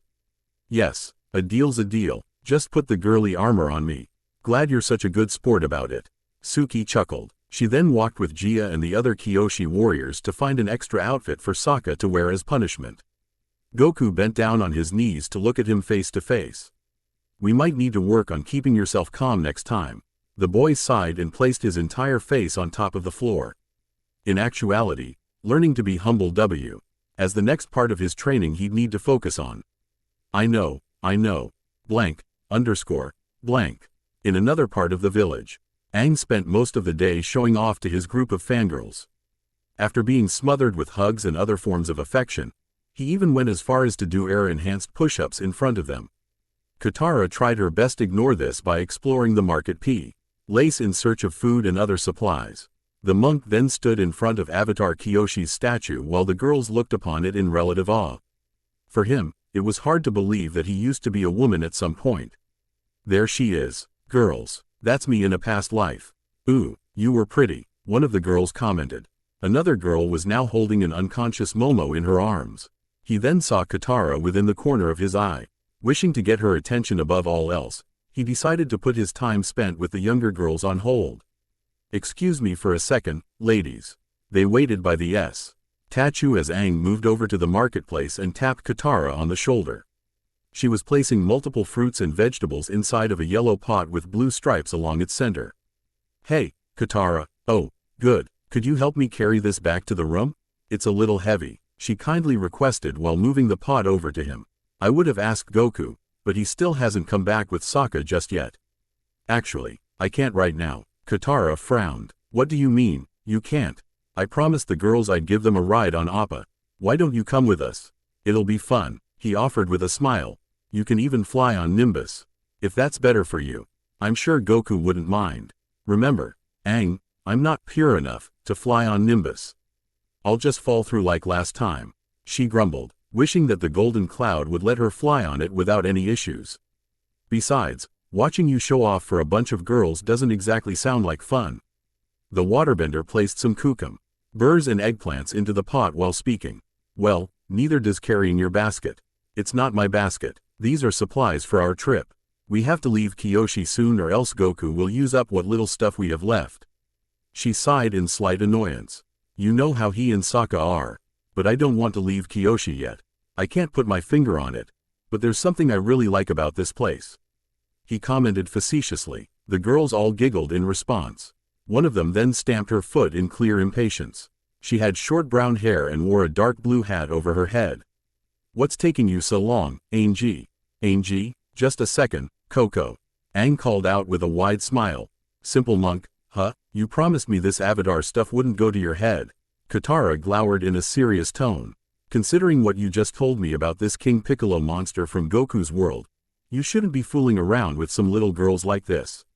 Aang frowned. He knew that Katara meant well, but he did too. It seemed like this was the first time these villagers were genuinely happy in a long time. That went double for this group of girls, in his opinion. I'm not fooling around. I'm just having some fun with these kids. They likely haven't been able to experience that in a long time. He insisted. You know what I think. You just don't want to come because you're jealous. The waterbender dropped her pot back down on the counter in surprise. She couldn't believe he just said something like that. Jealous? Of what? Jealous that we're having so much fun without you. That's ridiculous. Katara scowled while dropping food into her pot at a faster pace. Aang innocently held both arms behind his back. It is a little ridiculous, but I understand. She gave him the stink eye before scoffing and marching away with the pot in her hands. The girls then dragged Aang back to the statue by his shoulders, causing him to laugh. Ha ha ha, blank, underscore, blank. Back at the Kyoshi dojo. As promised, Sokka was now wearing white face paint and a green kimono like all of the other Kyoshi warriors did. He, unfortunately, had to put on red lipstick as well, which caused Goku to struggle not to burst out laughing right then and there. He couldn't help but compare him to a common, everyday circus clown. He just barely managed to cover his mouth before erupting into a slew of uncontrollable giggles. The other girls did the same, but to a much lesser extent. PFF'd. Ha ha ha. I'm sorry, Sokka, I can't help myself. You just look so funny in that outfit. Scowling, Sokka slumped his shoulders and said, I'm well aware of that, Captain Obvious. He then looked down at his kimono in shame and sighed. Do I really have to wear this? Why? Oh, you agreed to adhere to all of our traditions. So yes, you do. We shook on it, remember? Suki replied with a smile. If anything, you should be proud. It's a warrior's uniform. Its silk threads represent the brave blood that flows through our veins. The gold insignia represents the honor of the warrior's heart. Sokka looked pleased with this explanation. He placed both hands on his hips in newfound pride, bravery and honor. Suddenly, in that moment, Aang walked by and noticed his friend's new outfit. Hey, Sokka, nice dress, he joked while lightly waving at Goku. He then left, causing Da's son to feel bad about himself again. Don't take what Aang said too seriously. Now that I heard the meaning behind it, I wouldn't mind wearing one myself. Goku proclaimed in a more encouraging manner. Suki gestured toward one of the dojo's closets. We have some extra uniforms, if you're interested. Maybe some other time.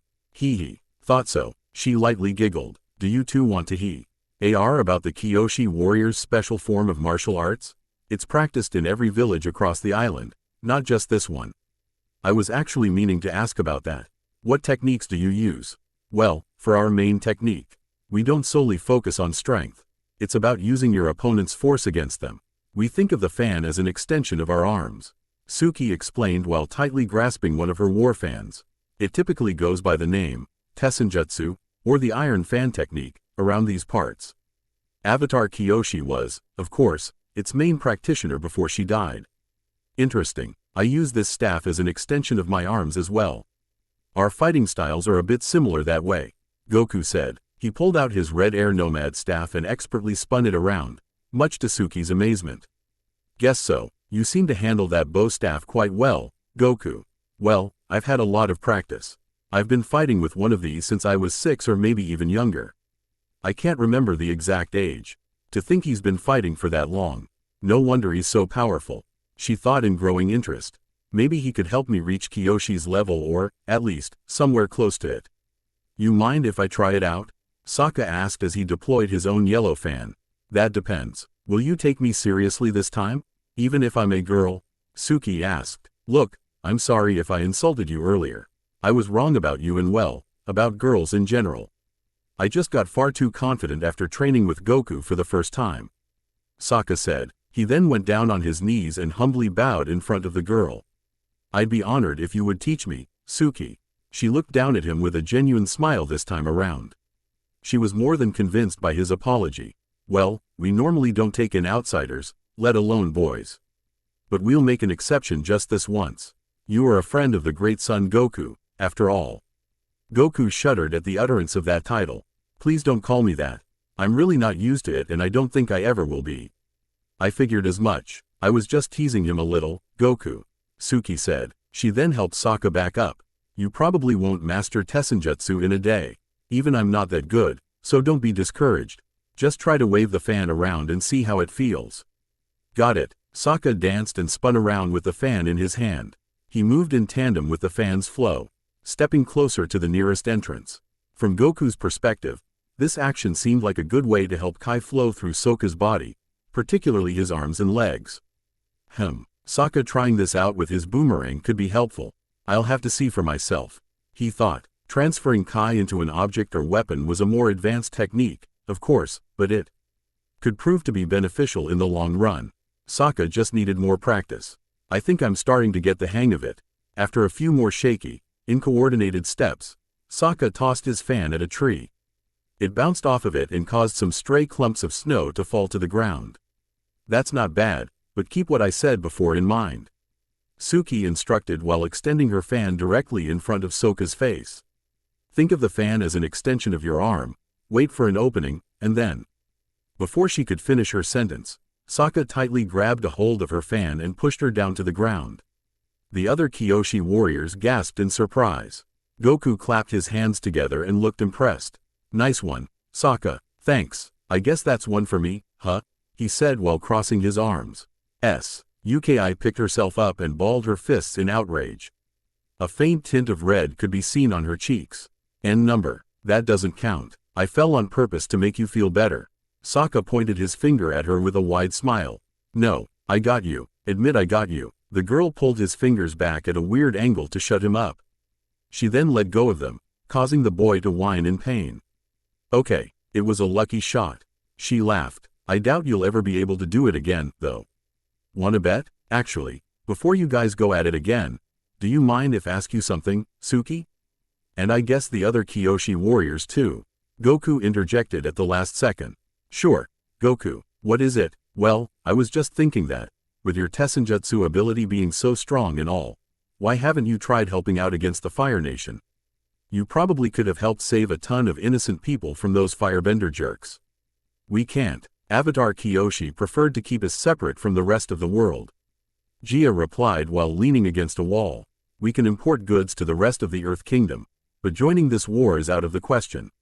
She's right. Our island broke off from the mainland for good reason. The Kyoshi warriors were trained to help our people, not the people of other communities. Another Kyoshi warrior added. That's the Avatar's job, isn't it? Goku shook his head in disapproval. That just seems so selfish of you, guys. I don't mean any disrespect, but the Fire Nation is a serious threat. What if they somehow came to this island and laid waste to it? What would the Kyoshi warriors be able to do then? I get what you're saying, Goku, but Kyoshi's isolationist policy has been part of our culture for generations. We can't just go against it so willingly. Suki whispered in defense of her people's actions. Believe me, I had an old friend who thought like you once. Her name was Mingxia and she ended up leaving the island, because we refused to accept help from own neighboring communities during a great famine. I haven't seen her ever since. Her expression grew downcast as she looked down at the floor. Goku could relate to her struggle in losing a best friend, but that was besides the point. Kyoshi Island's refusal to change could cause their destruction one of these days. Then, maybe she was right to leave and you guys were wrong. Sokka couldn't help but nod in agreement. Jia, however, was outraged by this statement. And what gives you the right to say that? Legend or not, you're still just a commoner from the Fire Nation colonies. I wouldn't expect someone like you to understand. She scowled. Suki narrowed her eyes in shock. Jia, well, unlike you, I don't have loyalty to one single nation, place, or people. I have Aang and this entire world's best interests at heart, he replied in a calm tone. But if you think the Kyoshi warriors are better off staying here, then be my guest. Just remember that me and Aang could have kept ourselves hidden this entire time. Yet we didn't. We chose to return and help end this war, so something like the air nomad genocide could never happen again. The Kyoshi warriors, including Jia, all looked away in a mix of shame and guilt. Suki almost forgot that Aang was the last of his kind and thus, had no existing family to speak of. Goku then sighed and placed his staff back in its holster. He breathed. Fly shared one last grin with the Kyoshi warriors' leader. Thanks for showing me your martial arts techniques, Suki, he said. I hope you'll find a way to put them to good use. With that, he walked out of the dojo and left to explore some other portion of the village. Sokka decided to stay there to ponder over Goku's words with the others. You're wrong, you know, he muttered. Jia quirked a brow. What do you mean? That kid's been through much more than you can ever dream of. Sure, he may seem goofy and a bit simple-minded at times, but he's not just any simple commoner or whatever dumb crap you said about him. Sokka scowled with narrowed eyes. Goku is a true warrior, and a better one than any of us will ever be, in fact. The Southern Water Tribe boy followed after Goku before anything else could be said. Suki crossed both arms underneath her chest and ruminated over everything she just heard. Maybe her friend, Ming Xia, was right all along. Was Kyoshi's isolationist policies not meant to last forever? If so, was this war the proper time to end it? Kyoshi was the Avatar too once. She would have wanted what's best for the world, not just our people. She thought. Suki then arrowed her blue eyes and placed a hand over her chest. Deep down, she knew that Goku was correct in what he said about them. And I want to help the world too. It was time for her to make a decision. That would change the course of her and the Kyoshi warriors' very lives. She just hoped it wasn't too late. Blank. Meanwhile, while Appa continued to get some rest before his next flight took place, Aang walked over to the meeting hall, so he could speak with Katara. She was currently bending some water from a clay bowl with a determined expression on her face. Tea snaked out of the bowl like some tentacle from an octopus or squid. She hovered her hand over this stream of water as Aang slowly, but surely walked in. So, there's still some room on Appa in case you change your mind, Katara. No, I'm good. You and those girls go have fun, she muttered, keeping her eyes focused on the water. I might have promised to jump off of him and land on some stray elephant koi, though. It's gonna be real dangerous. Aang boasted with a wide smile on his face. Good for you. You're not going to stop me? Nope. Do whatever you like. The monk crossed his arms. I will. Great. I know it's great. I'm glad you know. I'm glad you're glad. Good. Fine. Katara clenched her fist, causing the water to fall back into the bowl. Aang sadly glanced over his shoulder one last time before leaving. She then looked over to the side in slight guilt for what just happened. Outside the meeting hall, it was starting to get a bit late once Goku and Sokka left Kyoshi Island's dojo. Some of the villagers whispered about the latter's strange appearance as a male Kyoshi warrior, but he didn't pay much attention to them. He was still frustrated over their past argument with Suki and the others. Sheesh, can you believe them? They're all so strong, yet too cowardly to face the Fire Nation. Even I was brave enough to fight Zuko and I got my butt kicked twice. Quote, I wouldn't say they're cowardly. They're just hesitant to go against their island's traditions. Goku replied, not sure why an avatar of all people would set that up, but hey. I didn't know the lady or what she went through. Speaking of avatars, isn't that Aang over there? Sokka pointed out. The aforementioned monk had his head hung low in clear sadness. They immediately caught up with him and grabbed his attention. Hey, Aang, what's up? Goku asked. Oh, hey, guys, I just got into an argument with Katara. It didn't end well. He sighed while rubbing the back of his head. How'd your training with Suki go? It was going pretty well at first until she and the others brought up their lack of participation in the war. They'd rather stay here and make an actual difference and protect people across the entire Earth Kingdom. I mean, I guess can't blame them. They haven't experienced any attacks from the Fire Nation thus far, Aang said. Sokka pursed his red lips. Yeah, but that doesn't mean they're safe forever. There's a good chance that they could be attacked now for all we know. As if by chance, a Fire Navy cruiser perched itself along Kyoshi Island's shoreline. It deployed its bow, revealing the banished prince, Zuko, and a few other firebenders. They each rode on Komodo rhinos that had beady white eyes, gray skin, and wore red, armored faceplates. The most defining feature of these animals, however, was their dangerously sharp black horns. The 16-year-old firebender was still wearing his girly, flame-shaped helmet from the Southern Water Tribe. "Bring me the Avatar alive. We can deal with Son Goku after he's captured," he ordered. Although they were still far away, Sokka could catch a glimpse of the metal warship between some trees. Goku was also able to sense Zuko and his uncle's respective Kai signatures, albeit some minuscule traces of the latter. He must have been sleeping somewhere on deck. "See, what did I tell you, guys?" Plumes of black smoke expunged from the Fire Navy cruiser's pipes, causing all of the villagers to run into their homes in fear. Katara, in contrast, ran out of the meeting hall as fast as possible. "What's happening?" "Zuko's back," Aang said while frowning in dismay. "It's all our fault. We lured them here." "Don't think like that, Aang. He must have found out we were on Kyoshi some other way," Katara soothingly advised. "For now, we need to focus on protecting this village from him and those scary-looking rhinos." "We can help with that." The group looked up to see Suki and the Kyoshi warriors standing before them. "If there's anyone especially suited to protect this place, it's us. We might not be involved with the war, but we can at least help you take down these firebenders."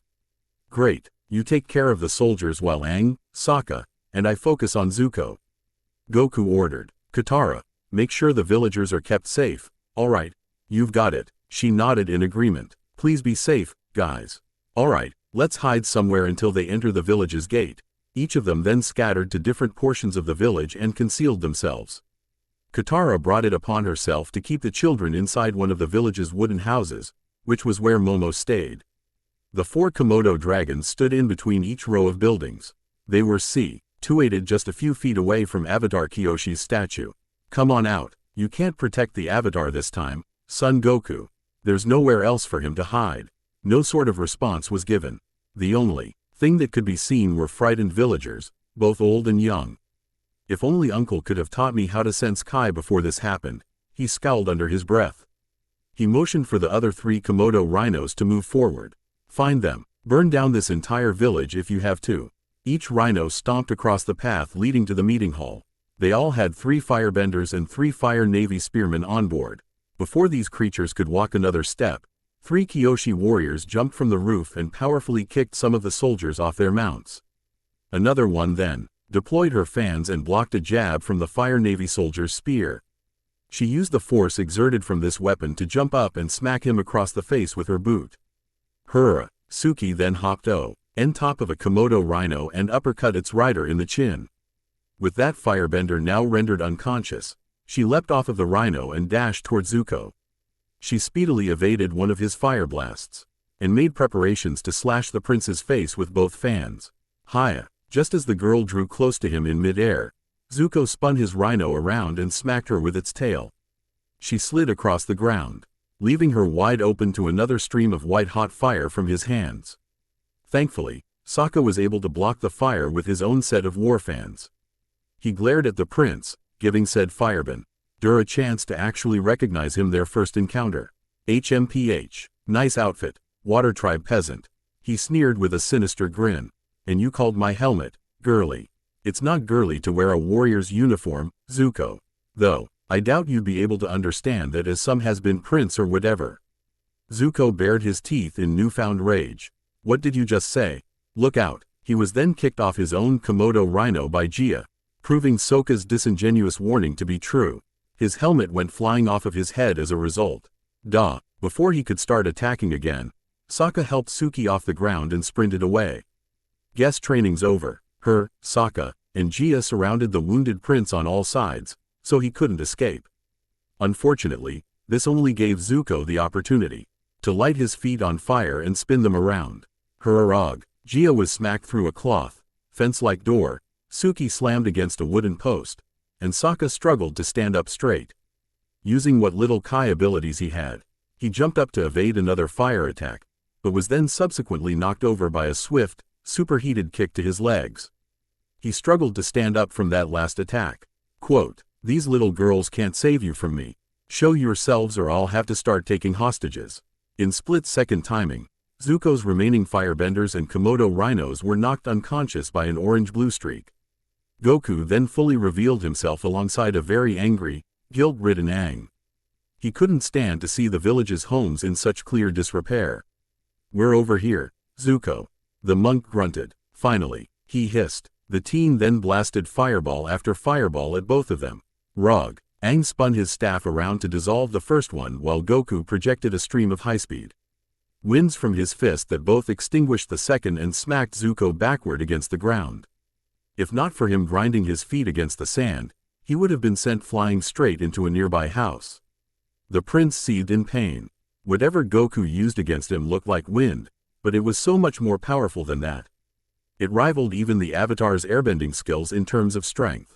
"If you want us so badly, then come and get us," the martial artist yelled. "Nimbus." They both jumped on top of the golden cloud and speedily flew toward Kyoshi Island's lake. Losing interest in the village, Zuko sprinted after the flying Nimbus in sheer desperation. After them, we can't lose sight of those two. What little remained of his firebenders followed his orders and left the village behind. This provided Aang and Goku a good look at what level of destruction was brought upon the poor village. Many of the buildings' roofs were burning and torn to pieces as a result. Even Avatar K. Yoshi's statue was left in shambles due to their flames. "Look what I've done to this place. It's not your fault," like Katara said. "They led themselves to Kyoshi Island, not any of us." Goku tried to assure him. "It is, though, Goku. This town would have never gotten destroyed if they hadn't risked their lives trying to protect me." Aang sighed. He then narrowed his eyes. "I've got to do something." "Well, I'm all ears, Aang. As soon as I knock out Zuko again, we can send these guys packing in." Once the Lank could be seen directly beneath them, the monk not so subtly leapt off of Nimbus and dived down. Goku widened his eyes in horror, not even thinking that Aang could be reckless enough to perform such a stunt. "Aang, what are you doing?" "Ah," the recent Avatar screamed as he struggled to stay awake. "Don't try to stop me. I can do this." From the village, Katara, Sokka, Suki, and everyone else could see the black speck that was Aang descending towards the water at faster than normal speeds. "Aang, no," the waterbender screamed. He splashed into the water and didn't bother trying to swim back up. Quickly falling unconscious due to the incredible height from which he fell from, his last lingering thoughts focused on his activation of the Avatar state. The monk desperately needed some way to call upon it like he did at the Southern Air Temple a few days ago. "You can do this. Just remember what happened during the storm all those years ago. Bend the energy within your body," Aang thought while closing his eyes. "Bend the energy within your..." He then vividly heard the sound of Goku and Katara calling his name. It became more and more pronounced as he drifted deeper into the lake's lowest parts. "Aang, Aang, Aang." His eyes and arrows tattoos glowed a brilliant white hue once again. High amounts of Kai surging through his body, Aang officially entered the Avatar state and surrounded his body in a massive tornado of water. It launched himself out of the lake in a massive splash and seemed to hover in midair thanks to the water tornado's towering size. Zuko and his firebenders gasped at the sight of this power in absolute horror. "No way," Goku sat on top of Nimbus and smiled from ear to ear. "Ah, so, that's what he meant." Continuing to not say a single word, the empowered Aang gathered a massive stream of water into his hands and, much like a fire hose or rain during a thunderstorm, sprayed it all over the village situated before him. This prevented Kyoshi's statue and every other building from burning to a crisp. He then manipulated the tornado, so it could safely place him down on the island's beach. Since Zuko and his men were now standing there in a single row, Aang bended the entire tornado itself and smacked it against them like a whip. Gwa! They were all sent flying back to their Fire Navy ship, causing the banished prince, out of fear at what he just witnessed, to issue a desperate retreat. "Let's get out of here before our ship is damaged again." "Retreat," he shouted. Him and the firebenders quickly ran for the hills and, once their Komodo rhinos were all back inside, set sail away from Kyoshi Island. As they parted, Zuko glared up at Goku as he continued flying on Nimbus. He immaturely drooped his eyelid and stuck out his tongue, much to the prince's audible disgust. This isn't over." He couldn't afford to delay his Kai training any longer. That form the Avatar, Aang, displayed was far too devastating to ignore. He wondered how his uncle would react to it. Back at the beach, Aang collapsed onto the sand as his tattoos changed from a glowing white to blue. Goku hurriedly ordered Nimbus to land, so he could be there to catch him. Did I save the village? You sure did, buddy. That was some awesome waterbending you did there. Goku beamed with a smile. I bet Katara would be jealous. Yeah, hee. Aang weakly chuckled. He then, with some momentary struggle, stood on his own 2 feet. We should probably go check on them. Way ahead of you, with the flying Nimbus in tow, Goku and Aang traveled back to the village. They were greeted with loud cheers and applause, most of which was directed towards the incredible waterbending skills Aang displayed in the Avatar state. Katara, in contrast, gave him a big hug. I'm so glad you're alright. She sighed. The monk returned her hug with the utmost enthusiasm. What you did with the water was probably the most amazing thing I've ever seen. How did you do it? Well, you know how it is with the Avatar state. I just sort of did it. Aang shrugged in oblivious. Directly afterwards, Oyaji revealed himself from the crowd of villagers. He was accompanied by Suki, Jia, and every other Kyoshi warrior present. Well, it was an impressive show of bending, my boy. You're definitely a worthy successor to Avatar Kyoshi and then some, he warmly proclaimed. Thank you so much for protecting our village. Aang frowned at all of the burns and wrecked buildings scattered throughout the village. He didn't see this as a victory at all. But I didn't. I may have put out the fires, but there's still so much left to be fixed. You shouldn't be thanking me. Sokka then barged in on their conversation and wrapped an arm around Aang's shoulders, smirking. Come on, Aang. Don't be so humble. You managed to single-handedly scare Zuko and his group away from the island. It could have been a lot worse if that hadn't happened. The monk rubbed his chin in thought. That is true, yeah. How about you guys help out with some of the cleanup before you leave? Will that ease your conscience a little? Suki suggested in a kind tone. Plus, I'm sure there's some people you still need to say a proper goodbye to. Coco, peeking her head out from one of the house's doors, stamped her foot and frowned. She puffed up her rosy cheeks for good measure. Yeah, Angie, I won't let you leave yet. Aang chuckled at the girl's behavior and smiled. He was back to his positive, fun-loving self again. Hee. Alright, I'll help out in any way I can. Yay, all of the village's little girls cheered. They tossed Momo in the air, causing the poor lemur to screech from absolute shock and glide away. While him and Katara got started cleaning up some of the more severe damages, Suki lightly tugged on Goku's sleeve, much to his confusion. By the way, there's also something I need to tell you, Goku. I'll save it for when you guys are ready to go. The martial artist nodded. Oh, sure, Suki, I can wait, thanks. She then reconvened with her fellow Kyoshi warriors and worked on a few substantial repairs herself. Sokka quirked a brow at Goku in confusion, causing him to blandly shrug his shoulders. Hey, don't ask me, blank. Several hours later, although the village wasn't completely back to normal, it looked a lot better than it did. Most of the buildings' roofs were back to working condition and, thanks to Katara's waterbending, completely void of any scorch marks or burns. Aang, of course, got a little distracted by his adoring fangirls, but upon nightfall, he managed to complete his own repairs. He even helped repaint Avatar Kyoshi's statue with the help of his glider and Nimbus. Sokka would have tried getting some more training done in the Kyoshi dojo, but for some reason, Suki and the others wouldn't let anyone inside. He assumed that they might have been changing into other clothes, but that would have only taken a few minutes tops. Was there some big, long meeting that he wasn't aware of? In the end, he just sighed. The teen was just glad that he didn't have to wear the Kyoshi warrior uniform anymore. He respected its relevance to their culture and whatnot, but at the end of the day, it just wasn't his style. Their makeup, after all, wasn't designed for men like him in mind. Although, he did admit that seeing Goku in such an outfit would be pretty hilarious. Is that what Suki wants to talk to Goku about? I wonder, he thought. All of the supplies are packed inside Appa's saddle, guys. Is everyone about ready to leave? Katara asked. We can't, Katara. Suki wanted to talk to me about something first. Goku said. Well, she better do it soon.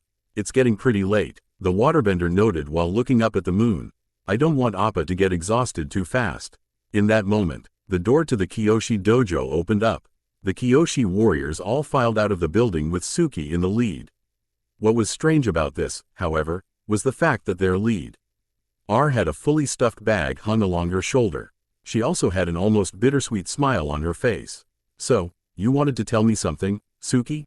It's about what you told me in the dojo earlier.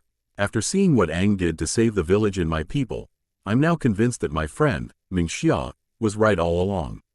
Kyoshi Island's isolationism should be a thing of the past, Suki proclaimed with a reluctant frown. The world is in the middle of a war right now, so I think it should be the Kyoshi warriors and, more importantly, my job to help people.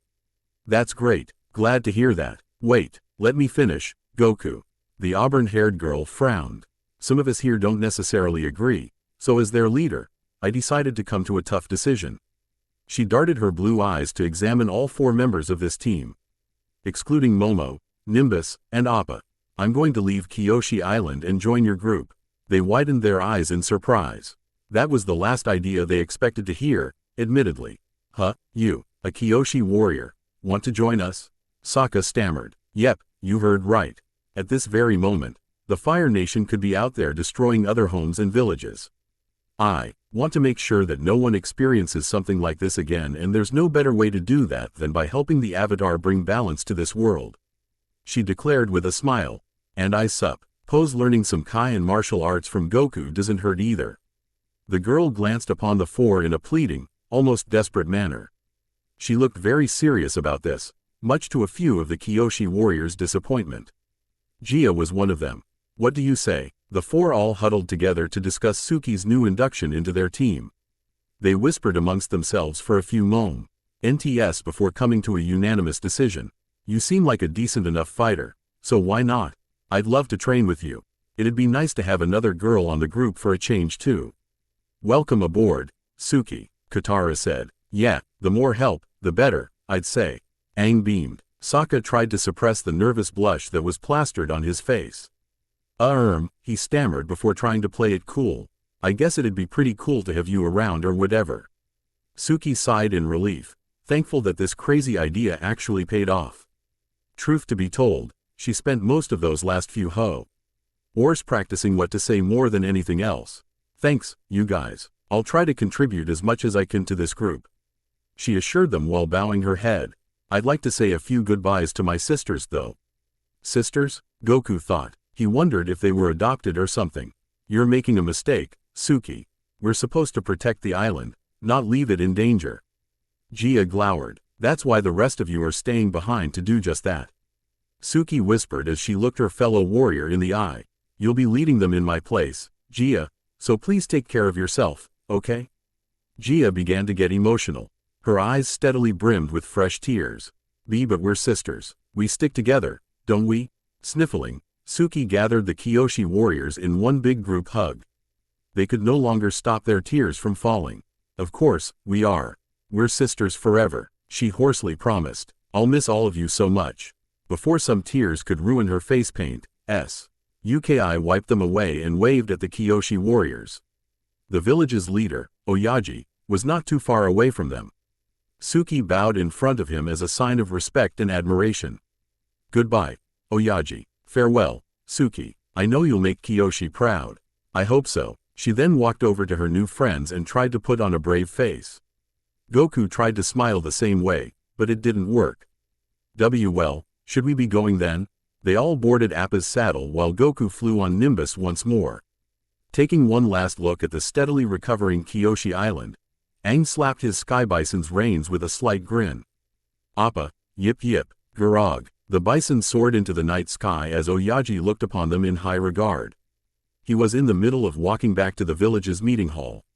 Thank you, Avatar. Make sure Suki stays out of trouble. As Appa ascended far above the clouds, the aforementioned Kyoshi warrior a little woozier than expected. Whoa, this will need to take some getting used to. You really travel like this all the time? Sokka shrugged. It's either that or the golden magical cloud. Take your pick. Suki glanced over at Goku as he sat cross-legged on Nimbus. She still didn't know how such an action was even humanly possible. I'll stick with Appa for now, thanks. By the way, Suki, Katara knowingly smirked as her older brother began speaking in tongues. Yeah, Akka nervously scratched the back of his head. Well, it's hard to explain. Spit it out. What is it? I just wanted to say I'm sorry. I treated you like a girl when I should have treated you like a warrior. Sokka sighed apologetically. Goku told me how wrong I was for doing that, yet I still did it, anyway. I really apologize for that, believe me.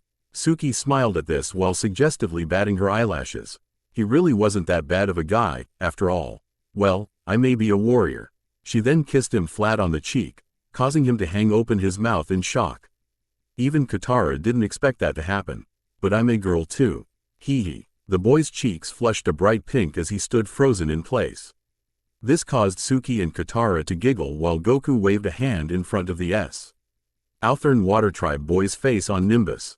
Sokka, anybody home? Smooth. Sokka, very smooth. Aang chuckled, repeating what Katara said earlier. The group of 5 then sailed into the dark night, heading a course for the next stop on their journey. This stop, in fact, would be a place Goku and Aang were already familiar with. It was called the Earth Kingdom city of Omashu. A lot about it, however, has changed in the past 100 years or so.